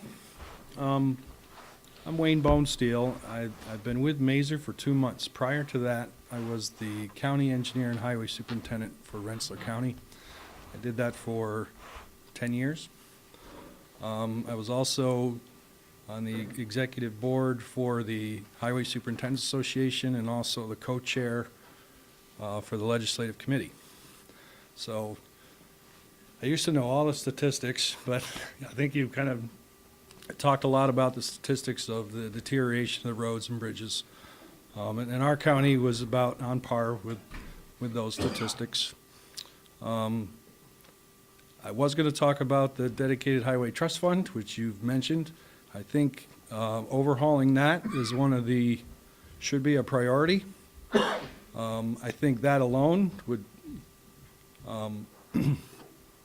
go a long way with funding, not only for local roads and bridges, but statewide, state infrastructure as well as local infrastructure. It also has a trickle-down effect. It not only would help improve safety of roads and bridges, but it would also provide work that would generate jobs for both vendors, contractors, and engineers and consultants. I think there has to be a way to wean ourselves off of borrowing. Like you said, a big part of the Dedicated Highway Trust Fund it goes to debt service. I think there has to be a way to eliminate that. That alone would put hundreds of millions of dollars into infrastructure, not only for highways and bridges, but also for water and wastewater infrastructure.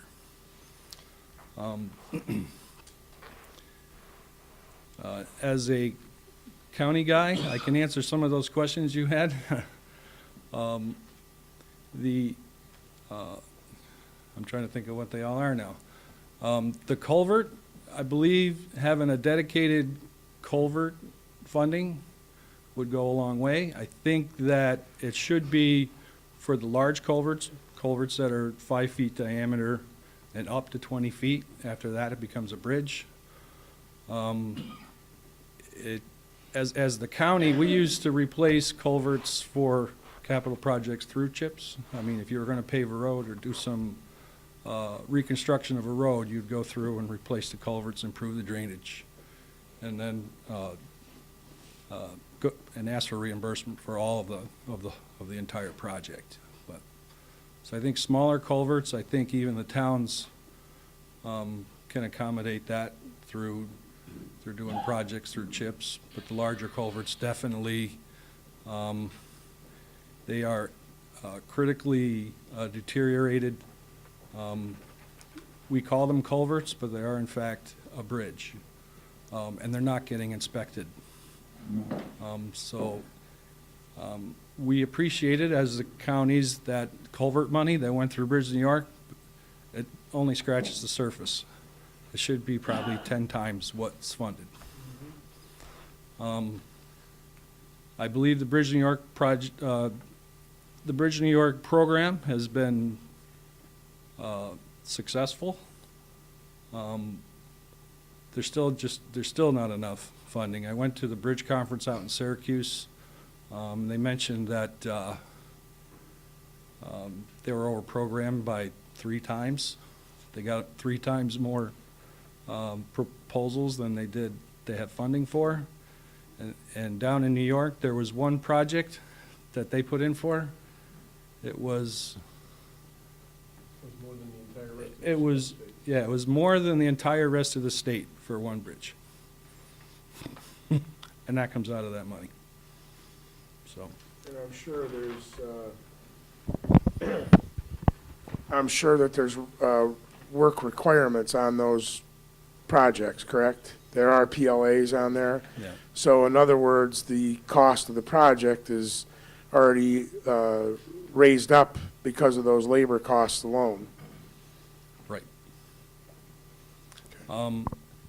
I believe, and we've talked about this through our advocacy, that the federal aid should go to DOT, and that the money, and then state should fund more of the local infrastructure work.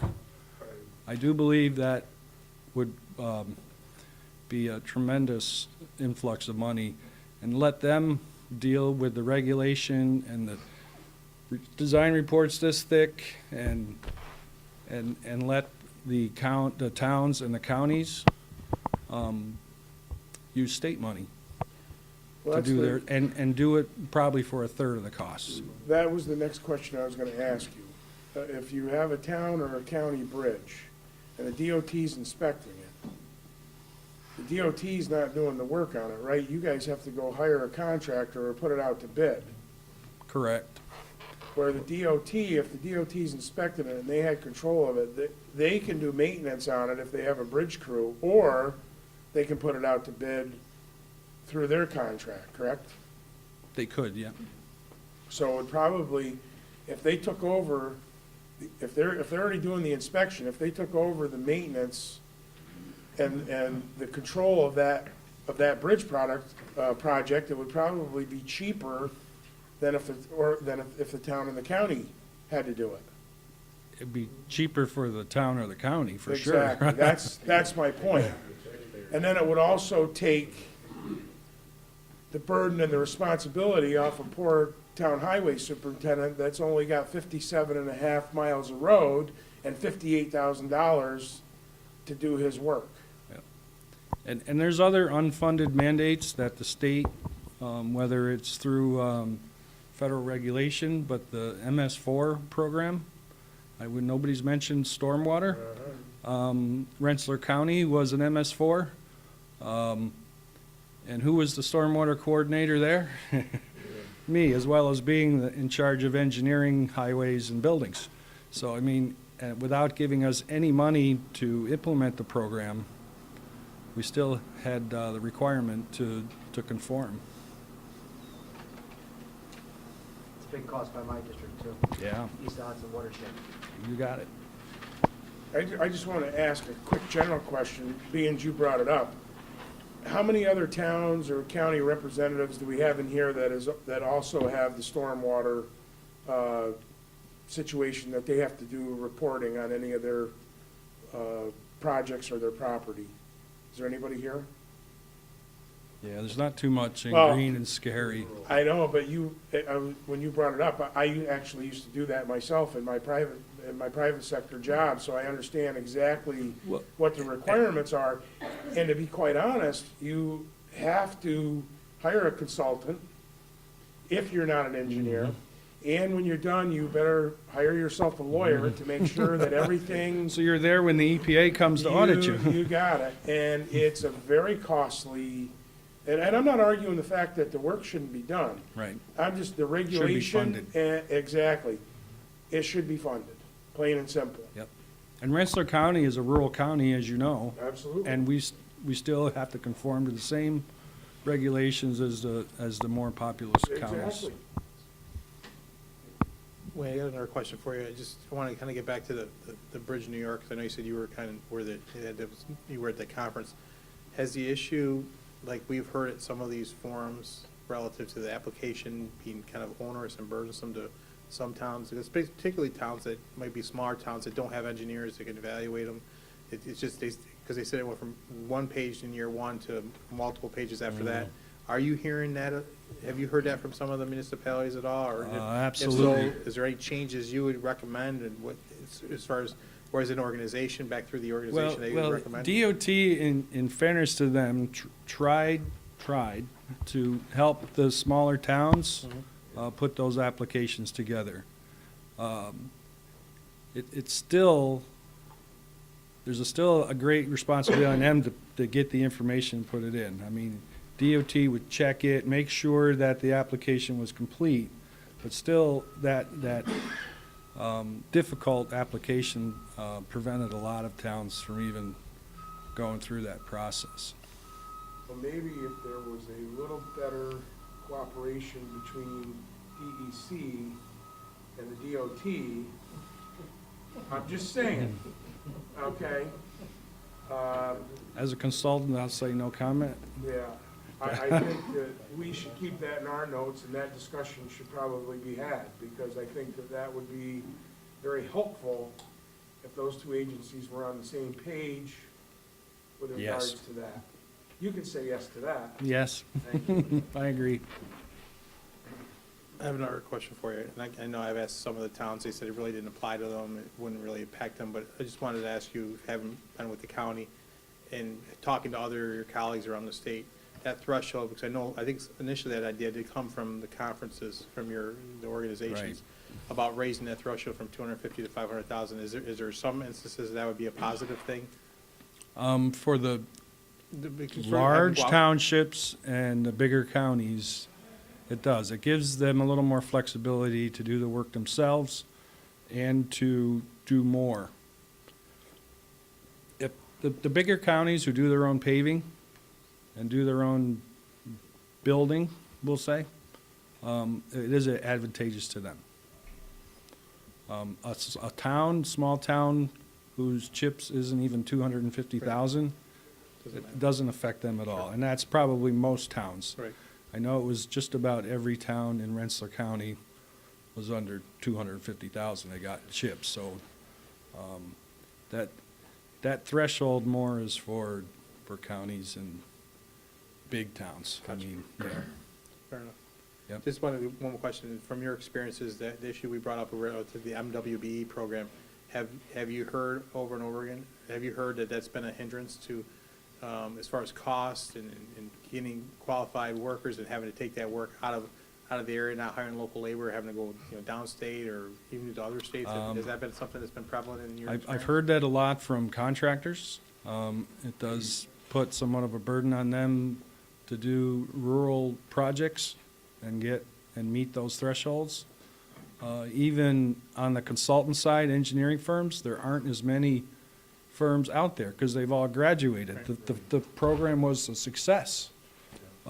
It's helped minority and disadvantaged businesses grow and thrive, and they've graduated. So the pool of MWBE DBEs has shrunk. I'm not gonna ask you a question, but I just wanted to make a statement on to what you said, because I totally agree with you, and also with what the assemblyman brought up. I actually have a constituent in my district that had a MWBE project that could not fulfill, and they held the waiver up, and he was $1 million out of his own pocket, paying everybody else that worked on the project, and they still weren't gonna pay him. And to make a long story short, finally, he was able to prove to them with some help from others that there just was no way to fulfill that, and they did end up giving him the waiver. But he went all these months, and the worst thing is now he was facing the problem that he wasn't gonna get the project done by the deadline, which also creates another problem with funding. So, you know, it is a serious problem in rural upstate New York. There's just not the MWBEs out there, and the problem is if you have a big project going on somewhere in the area, that contractor's probably got the only MWBE in the area working on that project, so all the other projects you're working on, you can't get one. Right. Or you need to go out of state, or you need to go 300 miles away, and what good is that doing to your local economy? You know, I'd rather have folks that live here, breathe here, eat here, get the jobs here first. So it, you know, it is, you know, like I said, and these are people that do this work, that have been doing this work for 20 or 30 years. They're well-established, they're experienced, they know what they're doing, and just because they can't fulfill that one requirement, we end up paying for it. So In the end. I just wanted to bring that up because like I said, I had a constituent within my own district that we worked with because they just couldn't fulfill all the requirements. It happens a lot. And when you're a small business, the size of this family's, a family-owned business, having $1 million on the books and not getting paid, that's a lot of money. That could put you out of business in a hurry. So anyways. Thank you. Thank you. Thank you very much. Good to see you.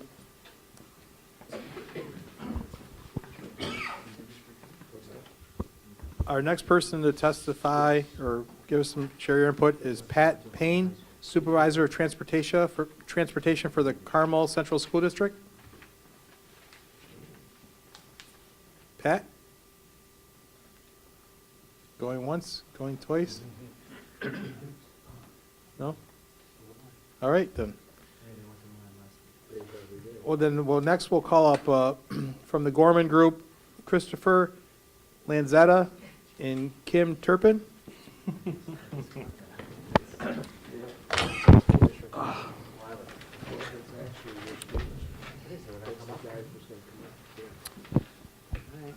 Good evening, gentlemen, and thanks for the opportunity to address the panel. I'm going to be relatively brief. First of all, to answer your question as far as culverts being CHIPS reimbursable, I absolutely think that should be put in place. It's the same as prepping a road to come into oil and stone it prior. It's part of the prep, so it should be reimbursed, in my opinion. And then the one thing I did want to mention was, or reiterate rather, is the importance of the CHIPS program and similar programs and the continued funding and increased funding. I cover Fulton, Montgomery, and Schoharie counties. Jason and Gary are customers of mine, and about 90% of the towns in those counties are in the exact same boat as they are. So without the CHIPS program, they would go a year or two or even more without doing any capital improvements. That's really all I have for you this evening. So those other counties that you represent, I know their size is a little different. What would you say is their percentage of their, just like these other ones, as far as how much, do you have any idea what percentage of their budgets, their highway or transport or capital infrastructure budgets are funded from the CHIPS program? Most of them are over 50%. Okay. So some of them use just CHIPS, like, similar to Gary, they might contribute 20% of their actual budget to a highway project and 80% CHIPS, and in that ballpark.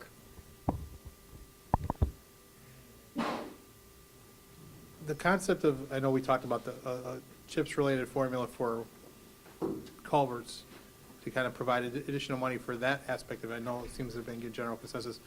We haven't talked a lot about the water and sewer issue. Again, I know I mentioned earlier, there's a colleague of mine who has a program, and I know Senator Tedesco had, when he was in the assembly, to create a CHIPS-like formula for water and sewer. The question is, I guess, how do you measure that? Is that something you think that, try to provide a little bit of assistance to municipalities through through a CHIPS-like formula on water sewer, is this something to be a wise investment, or looked on favorably? Is it something that can be put to use In in my, a good way? it does, in my personal opinion, absolutely. It seems to go hand in hand, drainage Right. with continuing road maintenance. They go hand in hand. The only difference is that in some of these rural some of these rural areas, the town doesn't control the water and sewer, or the village. They have what they call water districts or sewer districts. So that's something, when I was the town supervisor in the town of Schoharie, the town of Esperance and the town of Schoharie, the two boards actually ran the water and sewer district, and the water district was a separate board, the sewer district was a separate board, and they're completely different entities from the town. So I like the concept, Assemblyman, that you brought up. I think it's a great idea, and one of the reasons why we had the problems and we had to borrow so much money from USDA for the water system in Central Bridge was the fact that the money doesn't come in. That's needed to keep up with the regulations that EPA put on small rural water systems. So I think it's a great idea. What we have to figure out, or we need to bring people in to help us figure out, is how we do it. Because, for instance, in the village of Schoharie, the village actually does run the water and sewer system. But then again, in Central Bridge, it's a district. So we'd have to come up with how we would be able to fairly take care of all those municipalities under the same program. So we're not making different programs for, if they meet this criteria, then they're in that program, and then they can get that funding. But it would save the taxpayer money in the long run, because the problem with what we went up against in the Central Bridgewater District was the fact that the people just couldn't afford to pay what it took to maintain the system. If they had that little extra boost, it would have never got to the point where they needed to spend $5 or $6 million to upgrade it.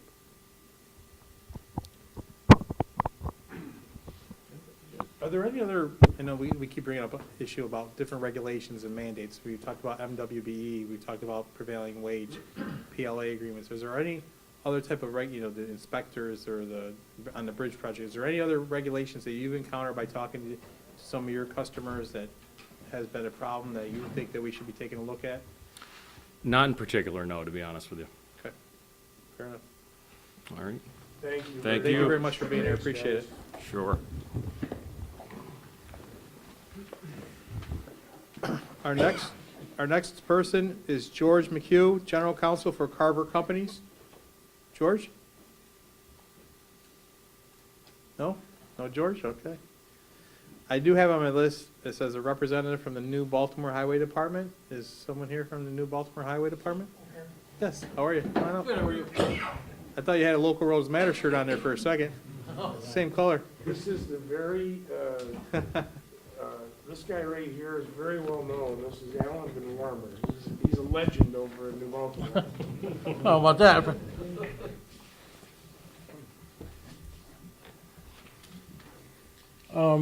I know for a fact that if it wasn't for the CHIP program, the town of Baltimore would be able to do very little as far as road paving goes. We get $142,000 in CHIPS money. We usually try to take $100,000 out of our general fund, or maintenance fund, and to that, to do as much paving as we can. But without that, we would be able to do very little. The culvert part of it, I think, is a great idea. As other people have said here tonight, if you're gonna repave a road, part of the prep to repave that road is to get rid of those old metal culverts, because once you pave, next year it's gonna go bad and you're gonna dig it up. So I think that is just a great idea. Winter weather recovery, that helps out. Pave New York helps out. So we don't have bridges. The county is in charge of all of our bridges. They take care of all of our bridges, Greene County. But I mean, I think the CHIP program is definitely, it's essential for us. It helps us out tremendously. And that's pretty much all I got. An idea, I know you mentioned, some of the other gentlemen mentioned that, Pave New York, which is set to expire soon, winter recovery is year to year, because you don't know if the governor's gonna put it in, if he's gonna cut it, if we have to restore it. Ideally, the ideal thing to do would be roll that money into the CHIP program. Absolutely, Because it's gonna be a lot absolutely. harder to go after that from his perspective, but certainly something that we're gonna continue to advocate for, it's kind of the common, Yeah, and that's- priority for our conference, it has been and will continue to be. Are there, from your perspective, Alan, is there any, and I've asked this question, and everyone seems to think the way it works, so I just wanna know, is there any type of recommendations relative to the CHIPS program? Like one of the things I heard in the past is the reimbursement takes a little longer because there's a lot more process to go to get through that, or anything regarding the requirements and getting the reimbursement, that's a challenge, or is it working? I don't really okay for think you? so. I mean, once you have all your stuff together, yeah, it does. It takes a lot of paperwork. You gotta go around and gather up all that stuff, but, it's all computerized now. You do it online, you print it out, you sign it, and away it goes. I think it's pretty straightforward. Okay. Thank you for what you do. All right, thank you. I appreciate it. Thank you.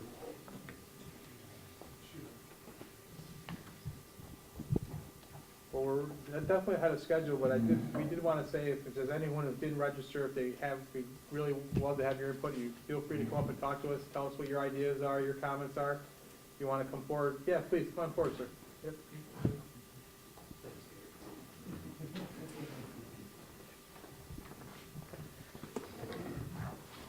Good evening, gentlemen. I am Rodney Renwick, Town of Unadilla. Hey, Rodney. Hey, now you figured out who I am, huh, Chris? Town of Unadilla, Otsego County. I did not make the Southern Tier meeting. My new friend Gary from Town of Wyndham called me a couple weeks ago. So I represent 4,200 people in our town. We are not a rich town. We have a lot of poverty. Our school district. Declining numbers all the way around. Some quick stats, we have roughly 60 miles of road. I have 4 full-time employees plus myself. Some of these guys, town of Cairo, a lot bigger. We have roads that see 2-3 cars a day. My top road is roughly 250 cars a day. So when you talk about the volumes, low volume road is under 3,000 cars a day. That's not us, you spoke a lot onto the CHIPS. You just touched on the pavement schedule. My consideration for that, we have a very hard time funding that. I personally would like to see it to 6 draws a year. The March draw, we can't ever hit. The June draw, we don't hit. We receive 192,000 and change. My whole paving budget, roughly 100,000 from the town. So when we do this, if we pave in August, some of the requirements of CHIPS is you need the canceled check back.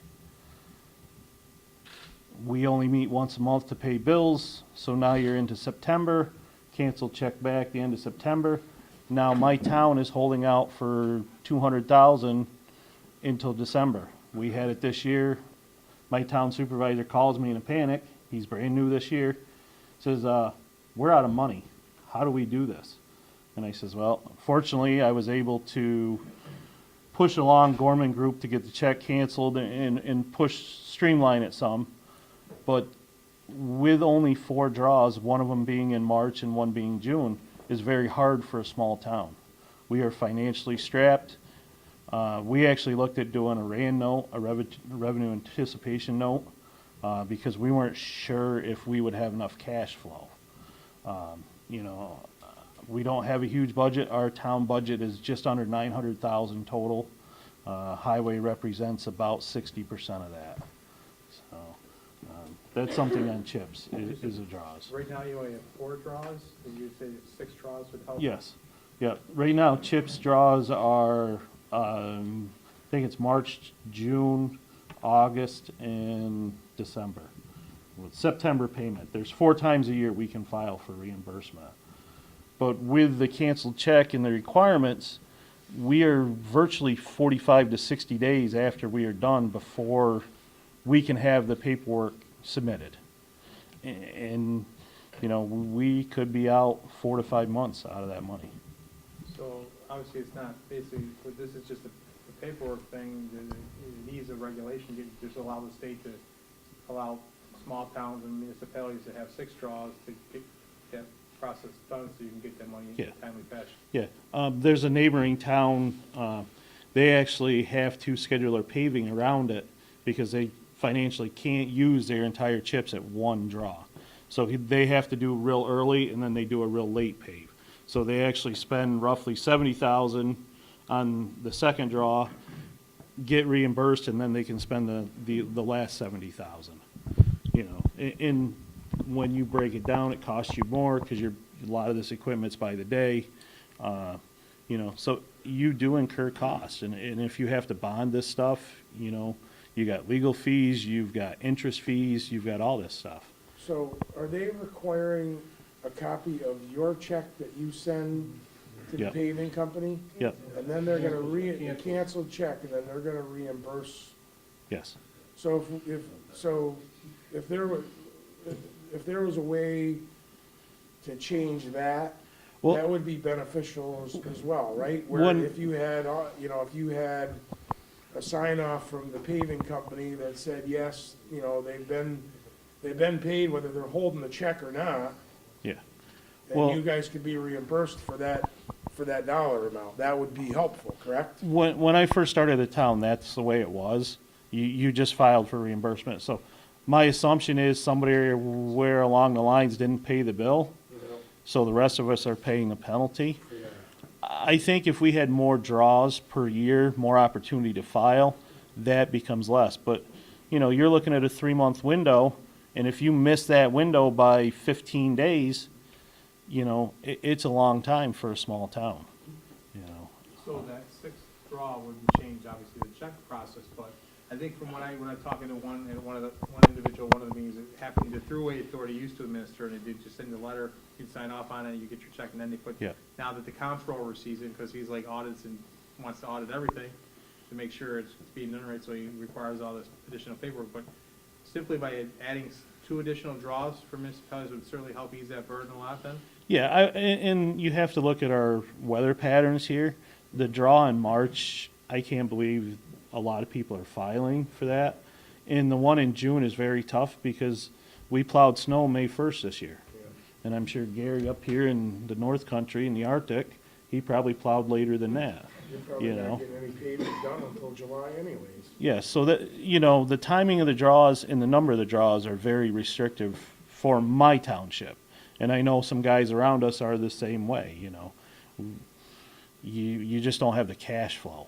So you it'd know. be 6 draws, and then whenever you want to do the drawing of it? I- Or do you think I- if they I kept wouldn't- it 4 and just gave you 2 more, or? I wouldn't be opposed, you know, to say one in August, one September, one in October, but I believe it needs to be geared more towards your paving season. You know, the one in March, you probably get some cleanup stuff, but, you know, it's a lot to ask these small towns to set on $200,000. I mean, that's a fifth of our budget. You know. That's a good idea. We haven't heard that at one of the meetings, so I appreciate you bringing that up. Couple other things, just, you know, taking from here and also bringing in. I had a great typed up thing to give to you guys tonight. Unfortunately, So it's still, we will take it. I will get it to you guys, Please but send it to us, 'cause it's gonna be part of unfortunately, our information that we read switching here. kids, chasing and getting to Gary's at 5 didn't can allow me to. Our town, my budget levels are at 2007 levels. We are just adopted our tentative 2019, they're at 2007. You know, so CHIPS is a huge portion of our town, you know. Grant options and opportunities, the Bridge New York money that you referenced is a great thing. A lot of it was $100,000. I don't have projects that I can get to there. You know, I don't have an engineer on staff. You're looking at the engineer, you're looking at the secretary, you're looking at everything. You mentioned sewer districts. Last Thursday, I was in a hole working on our sewer district. You know, so a lot of this stuff I'm bringing to you as a rural town, you know, we're it. 3 out of my 4 employees are on the volunteer fire department. I know there's some crossover there. You know, we're it. The grant options, you know, we have filed for some DEC grants. We can't afford to spend $15,000 to have a grant writer come in and write this grant in the hopes. I spent $2 on a Powerball ticket. didn't win. It's the same thing, you know, we can't afford to do this stuff, you know. So the grant options, if they were simplified, maybe by county, you know, I've heard a lot of talk recently about there's all this money out there and nobody comes after it. If the bar is set so high, we can't get there, we can't go after it. You know, my town can't afford to spend $20,000 to go after a $30,000 grant. It's just not feasible. Critical facilities, I don't know if anybody has mentioned it. Our highway facility was built in 1948.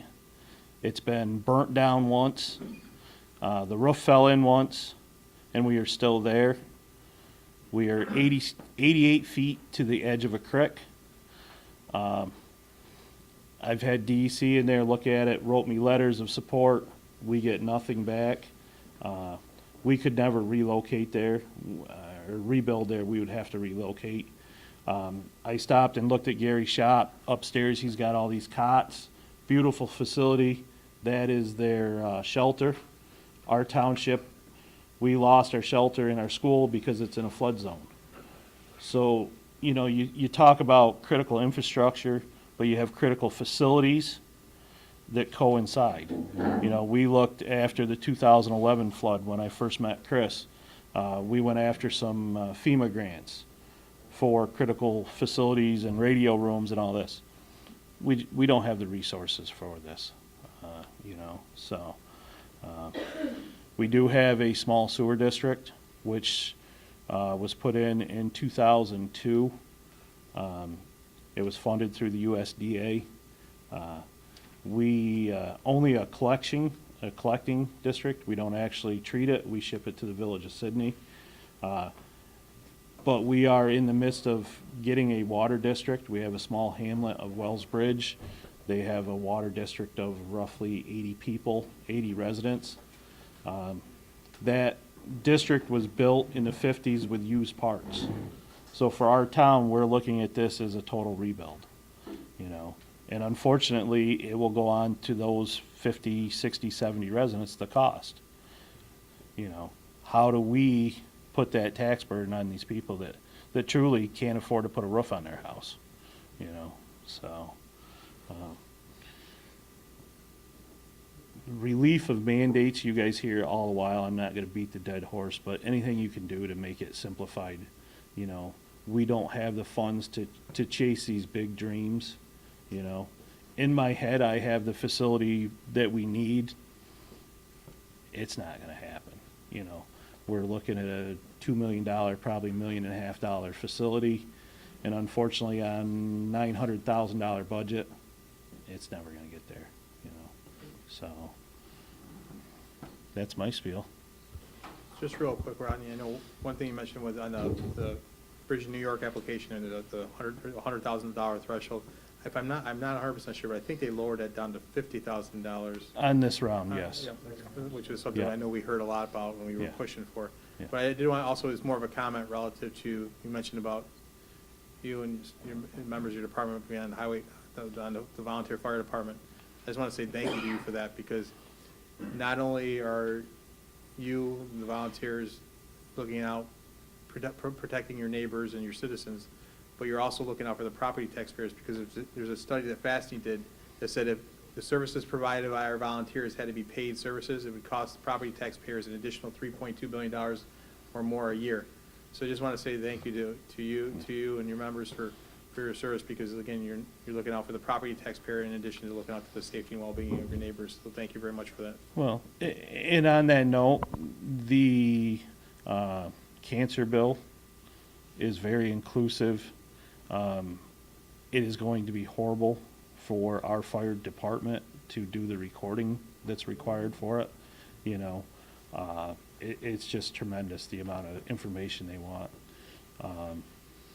You know, our fire department, we are strictly volunteer. You know, we struggle all the while with membership. Right. You know, I think we get $200 a year off our taxes for the hours of service. you I know. just put a bill in for 500, so. Well, I know thanks. it's a lot, it's a little bit more, but it's, we over here, we understand. Because I come from the same place as you. Yeah. I was a volunteer fireman, and I know, and I don't know right off the top of my head, but I think that a lot of the folks out there that do the same job as you are also firemen. I know Jason was the fire chief in the town of Broome. I know Alan Van Wormer's a fireman, so it's the same thing. And Gary, I don't know if you're in the fire department too or not, but you are, yeah. So it is, it's the same, it's those same people that volunteer to protect us are the same people that are out there taking care of our roads and keeping our communities, maintained the best that they can, I guess is the best way to put it, but. Well, the Unadilla Fire Chief works for me. He's a member of our highway crew, so it's a balancing act because if he upsets me on a fire scene, then. Yeah. But, I just want to say thank you for this. I attend Advocacy Day, but this is a much better format for this, so. Rodney, just to say one more thing, we just talked about the fire service a lot. When we first started this forum this evening, there was a little conversation about shared services. I think that's a perfect example. Yeah. I volunteered as a firefighter and EMT in my community for over 10 years, and, it was never required, but almost every member of the highway department volunteered in the fire service as well. And every time there was a storm and we needed to get a plow truck in front of our ambulance to get to a patient, they were there. Anytime we needed to get a tree cleared to care for a patient who needed to be transported emergently to a trauma center or to get a cath lab or, any other sort of significant facility, they're there. And so I think that's a prime example of shared services. So again, I just Yeah. want to say thank you. And on the shared service, my town is located in Otsego County. We border Delaware and Shenango, and we work with every town around us. So it's not a county shared service. Our agreement actually includes the fire department and the school system. We actually do some salting in the winter for the school districts, So with your shared service, I know there's a big push from the governor, all this. Fortunately, I think the highway departments have been doing this for a number of years. We don't document it that we went and helped this one or we did this one. It's just the way it needs to be. Chris, I heard your ad on the radio today about, I'm just a dumb farm kid. I grew up on a farm. I don't know any better. Simplicity is the easiest, so thank you. Thank you. Anyone else who want to please come forward? Yep. Hi, I'm Dan Crandall, Commissioner of Public Works for Schoharie County, and I'd like to thank you fellows for setting up this infrastructure forum. We have 322 miles of road and 91 bridges in our county. So when I'm talking to supervisors, I try to put that in perspective because we talk about the number of miles of county roads and town roads. We've got about 900 miles of town road in our county. That's 322 miles of county road is 644 lane miles. Put it in perspective, that's halfway between Schoharie, New York and Tallahassee, Florida. That's quite a ways. A lot of people drive to Florida, so.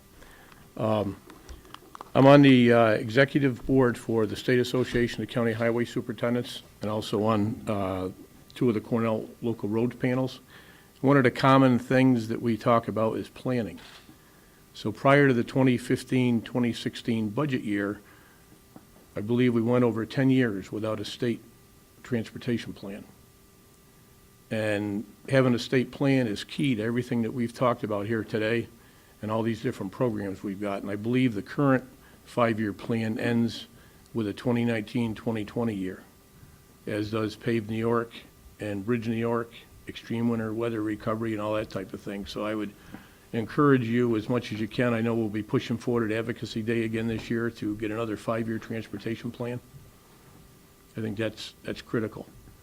I know in our county, I've talked to the different town highway superintendents, and their highway budgets are higher than that probably, anywhere from 85 to 100% chips. On a county level, our paving and road maintenance operation is probably 2/3 to 75% chips. Our bridge maintenance program, 91 bridges, probably average cost, replacement cost is probably around $2 million plus project cost, maybe 2.5. We have $300,000 a year of local funds, so the rest we're depending on Marcia Shelley and Bridge New York. There used to be a local bridge program, so everybody was given a certain amount of money per year, then it was nothing for a number of years.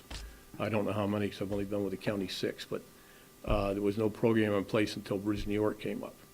Now, Bridge New York, the difference with Bridge New York is we're competing not only regionally but statewide.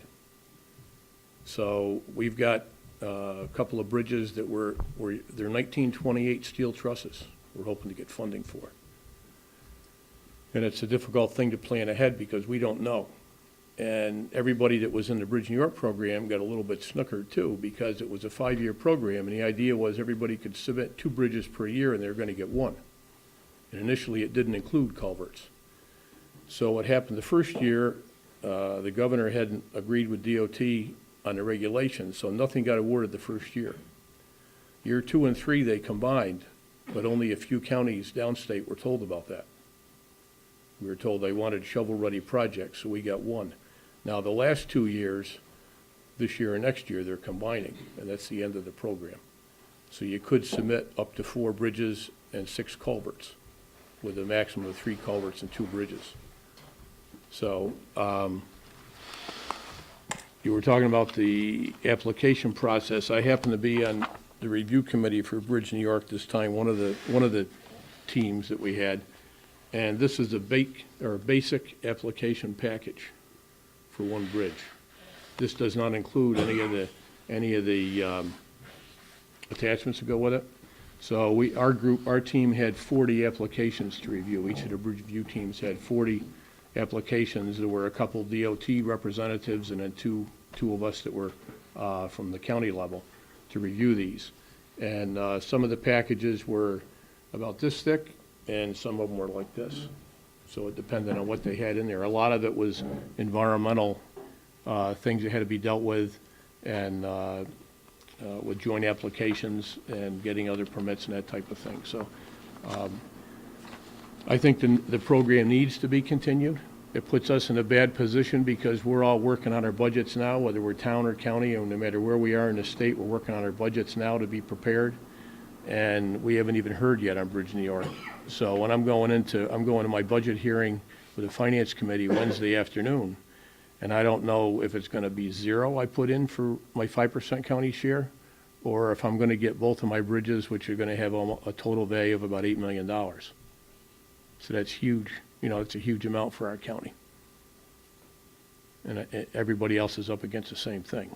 So one of the things that you could extend, and Wayne Bonesteel mentioned before, and some of the other gentlemen have mentioned, that I think you could reduce the cost of the bridges by 25 to 30%, talking to the consultants and the contractors and what we've looked at, if the state used all local money on the Bridge New York program.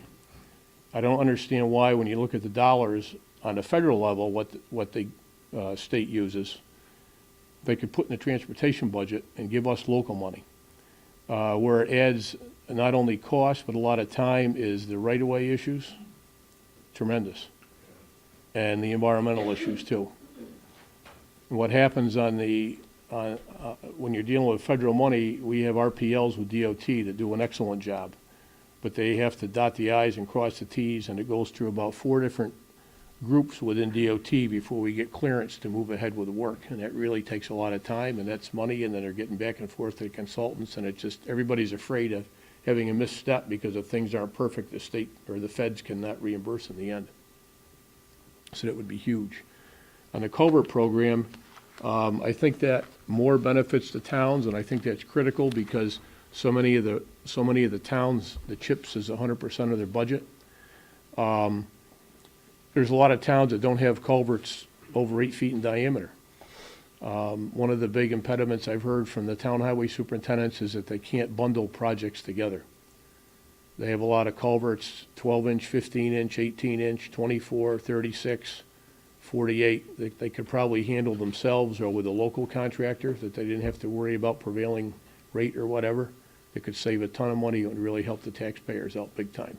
When you get into the larger culverts and a lot of water, if you're talking 8-foot or 20-foot, well, 20-foot is a bridge, but anything below a 20-foot center line clear span would be a culvert. The larger sizes, they would have to hire a consultant in most cases. But, again, if you are gonna do a culvert repair, even if it's a smaller one, then you could have either do it yourself or have a small contractor from the area do it. Right. Aren't you still required to do it by bid? Or can you do it? Well, or public can work- you do it through a quote system? Public work, you can do up to $35,000. Okay. And there's a Yep. procedure you follow as long as you're Okay. following either town or county purchasing policy. So Whether you it's may have phone to get quotes or written quotes you or may a have to bid. get 3 quotes Correct. Okay. Or 3 bids, yeah. Yeah. But that's something that would really help the towns out if you could do smaller diameter and bundle it together. So I think that you may want to consider for smaller size culverts, and I defer to some discussion with the State Association of Town Highway Superintendents. From 24-inch down or 36-inch down, you may want to use the CHIPS formula. And from a certain size up, you could, piggyback on the Bridge New York program. That's a good idea. That might be something you want to consider.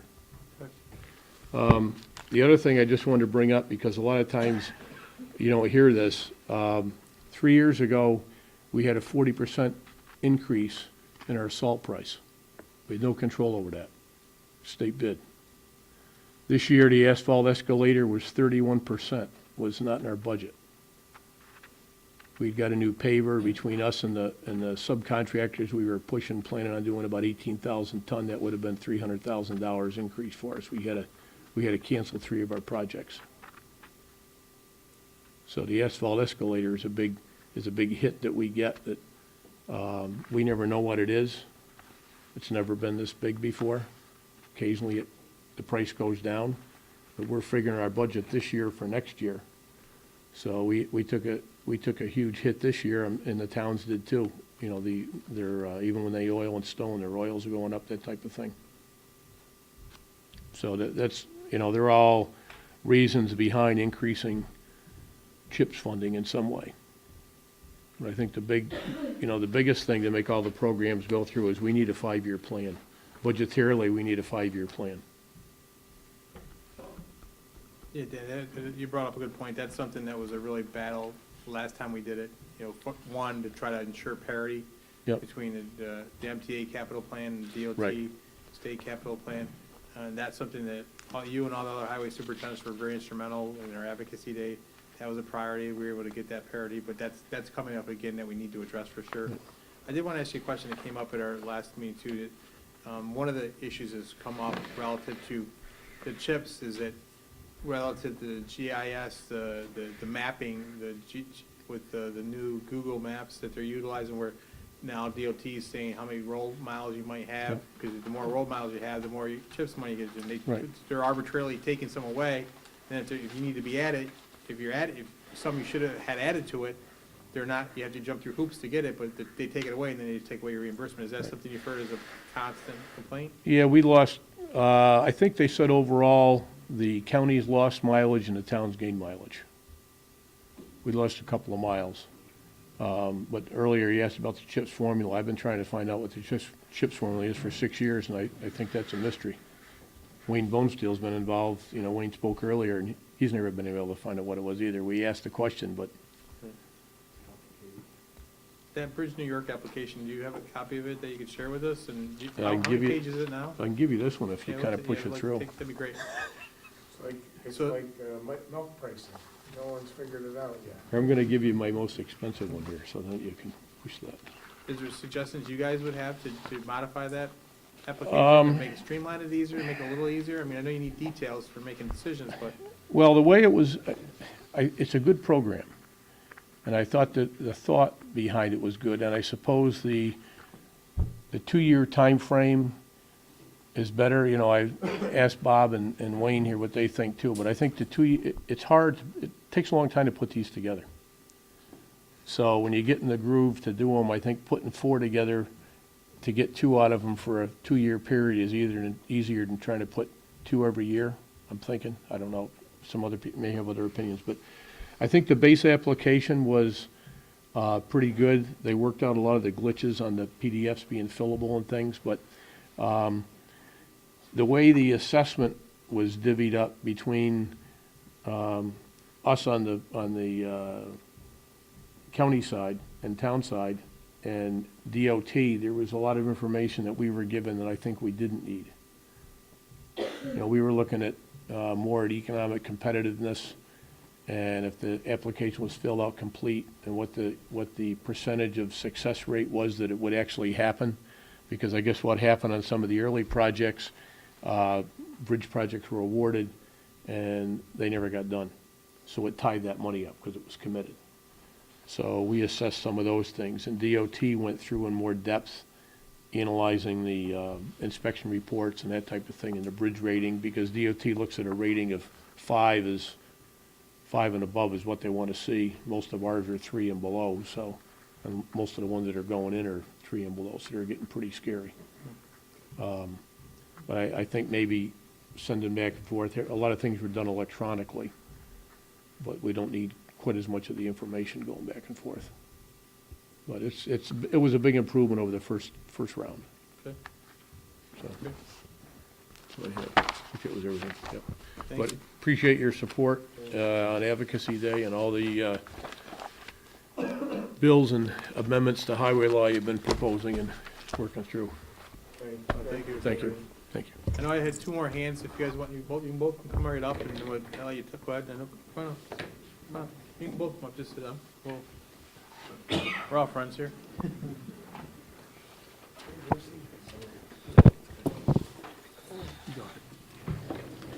How you doing? Henry from the Village of Ravenna.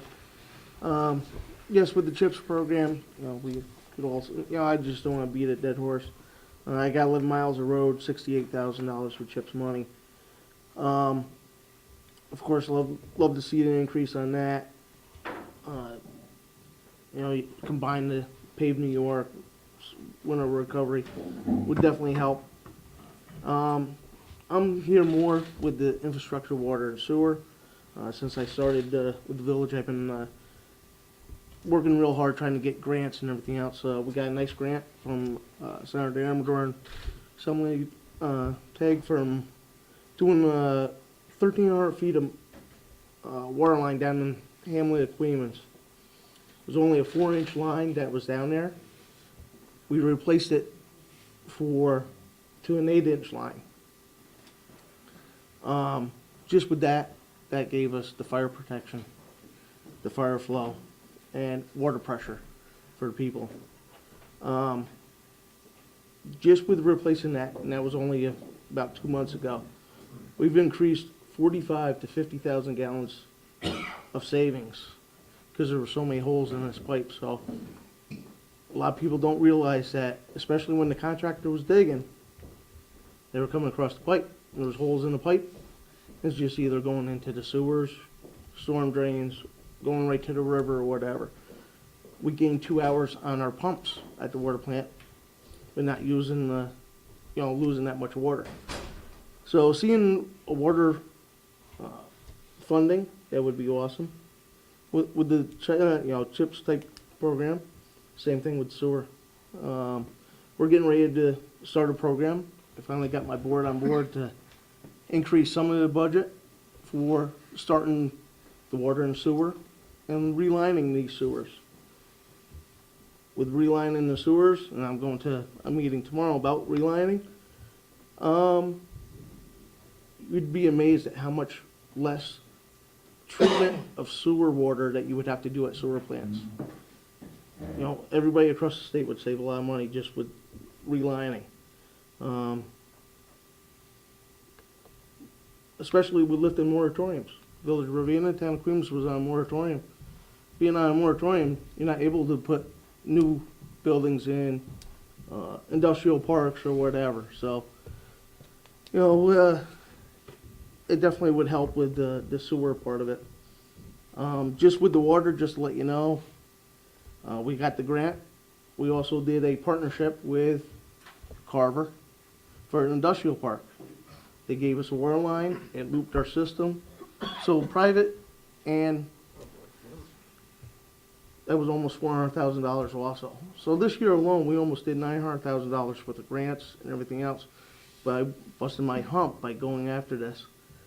In regards to that, if we can learn to streamline some of this paperwork for grant, it's very difficult. If somebody don't know what they're doing, and believe me, I'm still learning it, and if we can streamline it so the people can go in, I understand that the state has to control the money, but we have to learn how to, maybe trust each other and say, all right, guess what?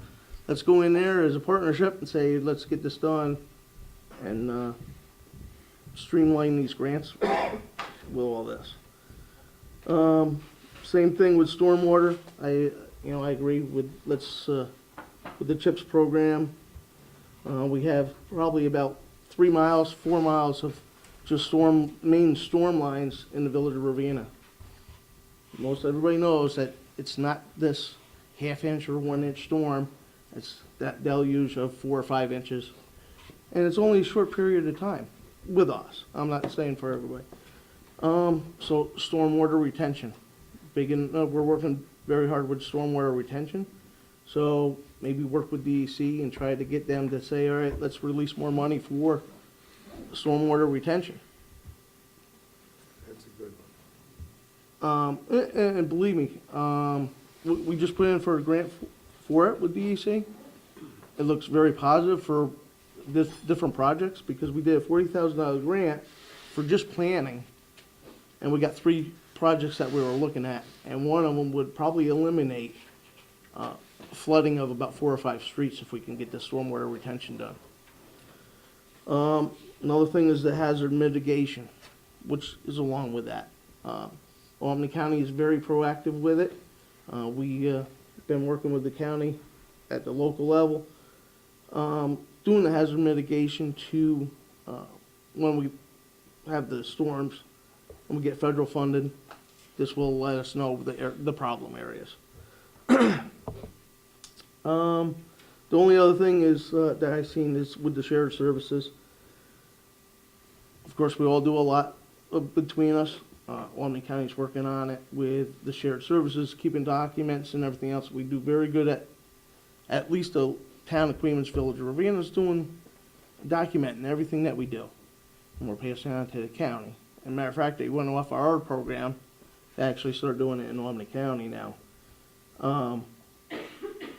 But the issue that we have is I work with town of Baltimore, and we can't count that towards the shared services program. So we got to try to cross county lines. Because it's not the same county. Because it's not the same county.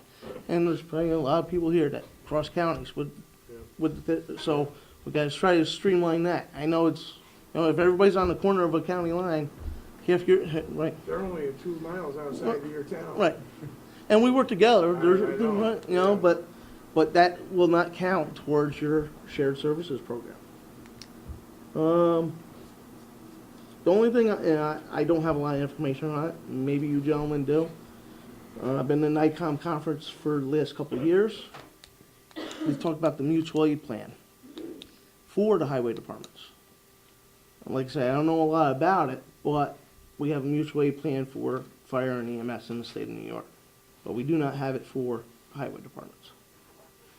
So that's one thing I'd like to see you guys take a look at and start legislation of mutual aid plan for the highway departments. So right now, if you want to work with other highway departments, you don't have to have you just have an agreement with them, or? You just got agreements, yeah, right, just got the agreements. One thing I will say, the state of New York came to us in regards to working together. And I don't know if anybody else has had this. They wanted us to work with them.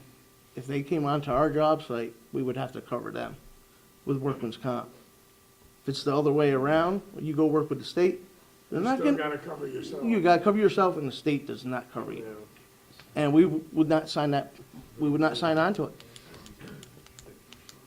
So, that's all I have. All right, thank you. My name is Bruce Sparkovich. I'm Vice President of New York Construction Materials Association. We are a trade association representing 3,500 permitted mines, 200 asphalt plants, and 150 concrete plants. One of our big issues that we deal with constantly is environmental, really unaccountability of DEC. We are very regulated industries, all our facilities. Any added regulation gets passed on to our customers. We have, our organization has sued DEC 4 times over the last 2 years. The latest is Part 360, solid waste. The burdens that were going to be applied based on that would really affect every customer in this building here and across the state. And fortunately, we've made a lot of progress working with DEC, but this unaccountability of regulators puts a lot of burden on everybody, industry, agency, everybody. Our DEC was or DOT was constantly looking to us to find out how we could address this regulation, and all of them, the DERA regulation, Part 212, almost on their behalf as well. So it's the onerous part of the environmental issue is something we've really got to look hard at. I just wanted to give you an anecdotal discussion I had with the pavement management engineer at DOT. He looks, they have a kind of running joke, when they look at a bridge project, you know, there's how many, 3,000 deficient bridges in the state system. That bridge, that one bridge could be many, many miles of pavement. So if you take one bridge out of that system and change the score on it, you could do many, many miles, really change. So they have a constant battle back and forth, no different than everybody in this room, all the local agencies, of where they're going to spend their money properly, because there just isn't enough. A personal observation is, I think we are missing an opportunity here. Infrastructure is very fashionable. I think you would look at almost anybody in the state of New York and say, we are not spending enough, we need to spend more.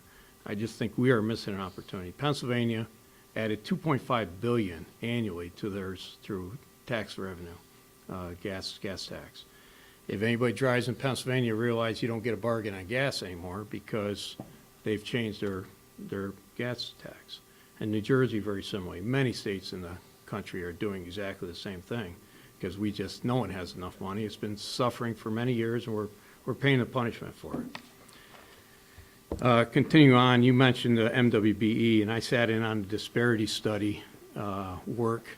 You asked about population versus MWBE goals. I don't think the disparity study did that justice, and I think, you know, that was a pretty one-sided effort, I believe, and I don't know where that all stands, but I think we could get back into a true disparity study that could drive the goals properly. I think that was a missed opportunity there. I got a few more, I appreciate it. You talked about the 50-50 split with MTA. That's been a struggle for years, and that needs to get back. I think the OGS procurement process, many of you probably buy through county contracts, do not use OGS, but many state agencies do. Parks, dorms, prisons, and that procurement process is pretty broken.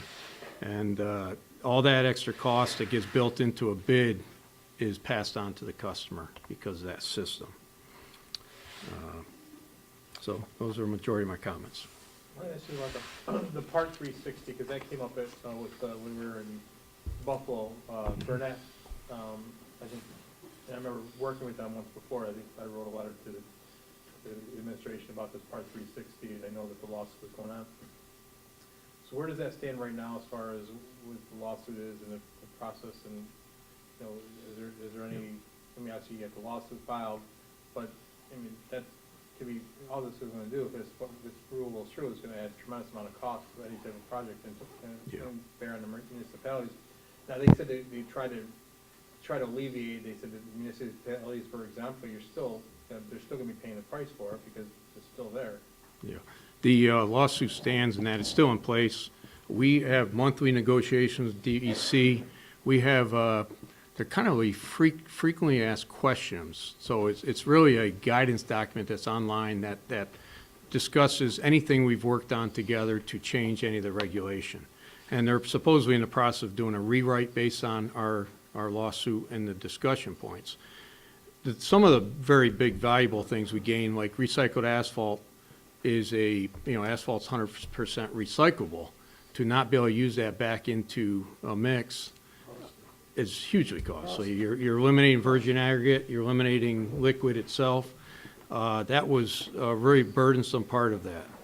Now we've kind of, I don't say we solved it, but we alleviated some of that burden. Downstate, this is the problem. That regulation was written around problems downstate, around New York City, Long Island, illegal dumping, bad players. They never enforced the laws that were on the books, so they rewrote a regulation that was much more onerous, and they're going to struggle to really change anything that's going on. But they took that problem downstate and applied it across the whole state. So the urban areas of New York State are going to really struggle with getting rid of waste, soils. There's a thing called a mixed load, which is concrete, asphalt, and stone mixed. That is a real problem in the regulation of how that gets handled. If you want to flatten out your lot, and bring fill in, there's challenges with that, just in any, urban area, rural area. So the regulation, the burden on truckers is really amazing. I mean, a hired trucker who owns a truck, they put so much burden on that guy who has no idea what he's hauling, what he's doing. That was almost criminal what they forced that guy to do, who all he wants to do is bill out his hourly trucking to somebody. So we made substantial progress. There's a lot more to go. Let's put it that way. So There's something through your organ, I know these are lawsuits, so there's probably certain things you can share, certain things you can't share, but are there certain recommendations you could share with us as far as, so we could communicate with the DEC if we believe that's important to do? Yep. I mean, it'd be good to have those, some details. I think it's Fred Heich will work with you guys. Yep. I know Fred really well. Yep. Too. I would say either between Fred or our lawyer who's running a lawsuit, that would be a perfect opportunity to talk. I actually have an email from him. Okay. Yesterday that was just updating me on where the lawsuit was at, and I can share that with you. That'd be great. Yeah, and honestly, I believe either him or our president, who's been overseeing most of the lawsuit, would be more than open to discuss any details on This it. is going to help us as we go to the court. There's things we can point out saying, this is Part 360 is onerous and it's costly and. It's the idea that these regulations continue to come out, and there's no checks and balances in place. So other than an industry fighting it the way we have, how do you control that? And any one of these adds cost to every product that we make. Well, I think some of the problem is that the people that are putting these laws together don't understand the industry nor how it affects other areas other than the city. And when you go to put something together like that, you should take a ride through the state, see how different types of businesses operate, what the usage is of those products, how different areas, how they do things, and then put your law together or your regulations, so be it, depending on the region and how different things are dealt with. Because, I do know the 360 law because I had to regulate it within my private sector company before I got elected to the assembly. And it's very onerous, and the record keeping is a full-time job for one person. And really, honestly, some of it's just ridiculous. The interesting thing, the coattail on that is, in our negotiations, now that the lawsuit is, the light bulb goes off often in the authors of the bill or the regulation. They will just, we didn't even consider that. And it's amazing that they want it, but Chris's point is they don't understand really the reality of what they're dealing with. They just see the problem and let's write a regulation. It's all that has trickle-down effect on everybody. I've always said that people that are in the regulatory business should have to go spend a week at the businesses that they have to regulate, so they understand what it takes to run that business. You know, that's why, just for an example, the Mine Safety and Health Administration, most of the inspectors from the Mine Safety and Health are folks that have been in the industry. These are people that you can work with. These are people also that you can't pull the wool over their eyes either. But you have a much better relationship because they know what is probable and what is not, and what's going over the line and what's not. Of course, you have some inspectors that are just, doesn't matter, you know, they're gonna make things difficult for you no matter what. But the truth of the matter is that you can work with somebody that's been there and done that and at least understands your industry. And that, I think, is some of the problem that we have right now in the agency, just my own experience. It's tough to sit behind the desk and read the regulations, but be out there and understand what it looks like and whether it's really hurting something or not. But the fact is that it costs money. And when it costs money, it usually takes somebody's job away, because you can't afford to pay that many employees anymore, because now you need to spend money for this regulation, and that's, you know, that's the problem. Or you gotta raise your price. You got to it. cover it, And and then that these affects guys right everybody. here, and at the end of the day, the taxpayer ends up footing the bill. The interesting thing is your point about just the effect trickles down all the way down. You talked stormwater, we talked air quality, we talked 360. The burden on any of these industries, and I'm not saying these regulations aren't required, they're in the books for a reason, but, you know, there was a regulation on the books that met most of the requirements, just wasn't enforced. So rewrite a new regulation, that's more onerous. That's, seems to be the plan. Yeah. And that's a problem too, even now after they've rewritten, how are they gonna enforce it? You know, just in the heavy highway construction industry, the materials, you just listed off the amount of, stone quarries that or sand and gravel pits that are in the state of New York. They don't have enough folks to enforce just the 360 in those areas, and you have other, lines of work that are also susceptible to these 360 rules. It's not just the heavy highway construction materials producers. There's many other businesses that are gonna be required to follow through with the Part 360, so. And 360 to me is just an example of how it's gone a little while.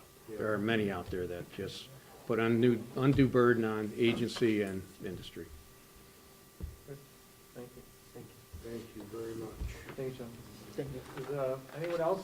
I know we're running a little late, but certainly if anyone would like to share any comments with this, we certainly welcome them. If not, we could wrap it up, if that's okay with you guys. And we'll let our host, Mr. Tague, wrap it up. Well, I just want to say, this is my first forum and hearing with these two fine gentlemen, and I think that all of us should thank Assemblyman Byrne and Assemblyman Palmisano for coming from far distance to rural upstate New York to hear the concerns along with me. It just shows you how much these two fellows care and that this is serious business for them, as it is for me. But, you know, they called me and said, hey, Chris, we really would like to do a forum in your area. We want to hear from the rural folks and find out what we can do to help. So I would just offer a round of applause for these two gentlemen.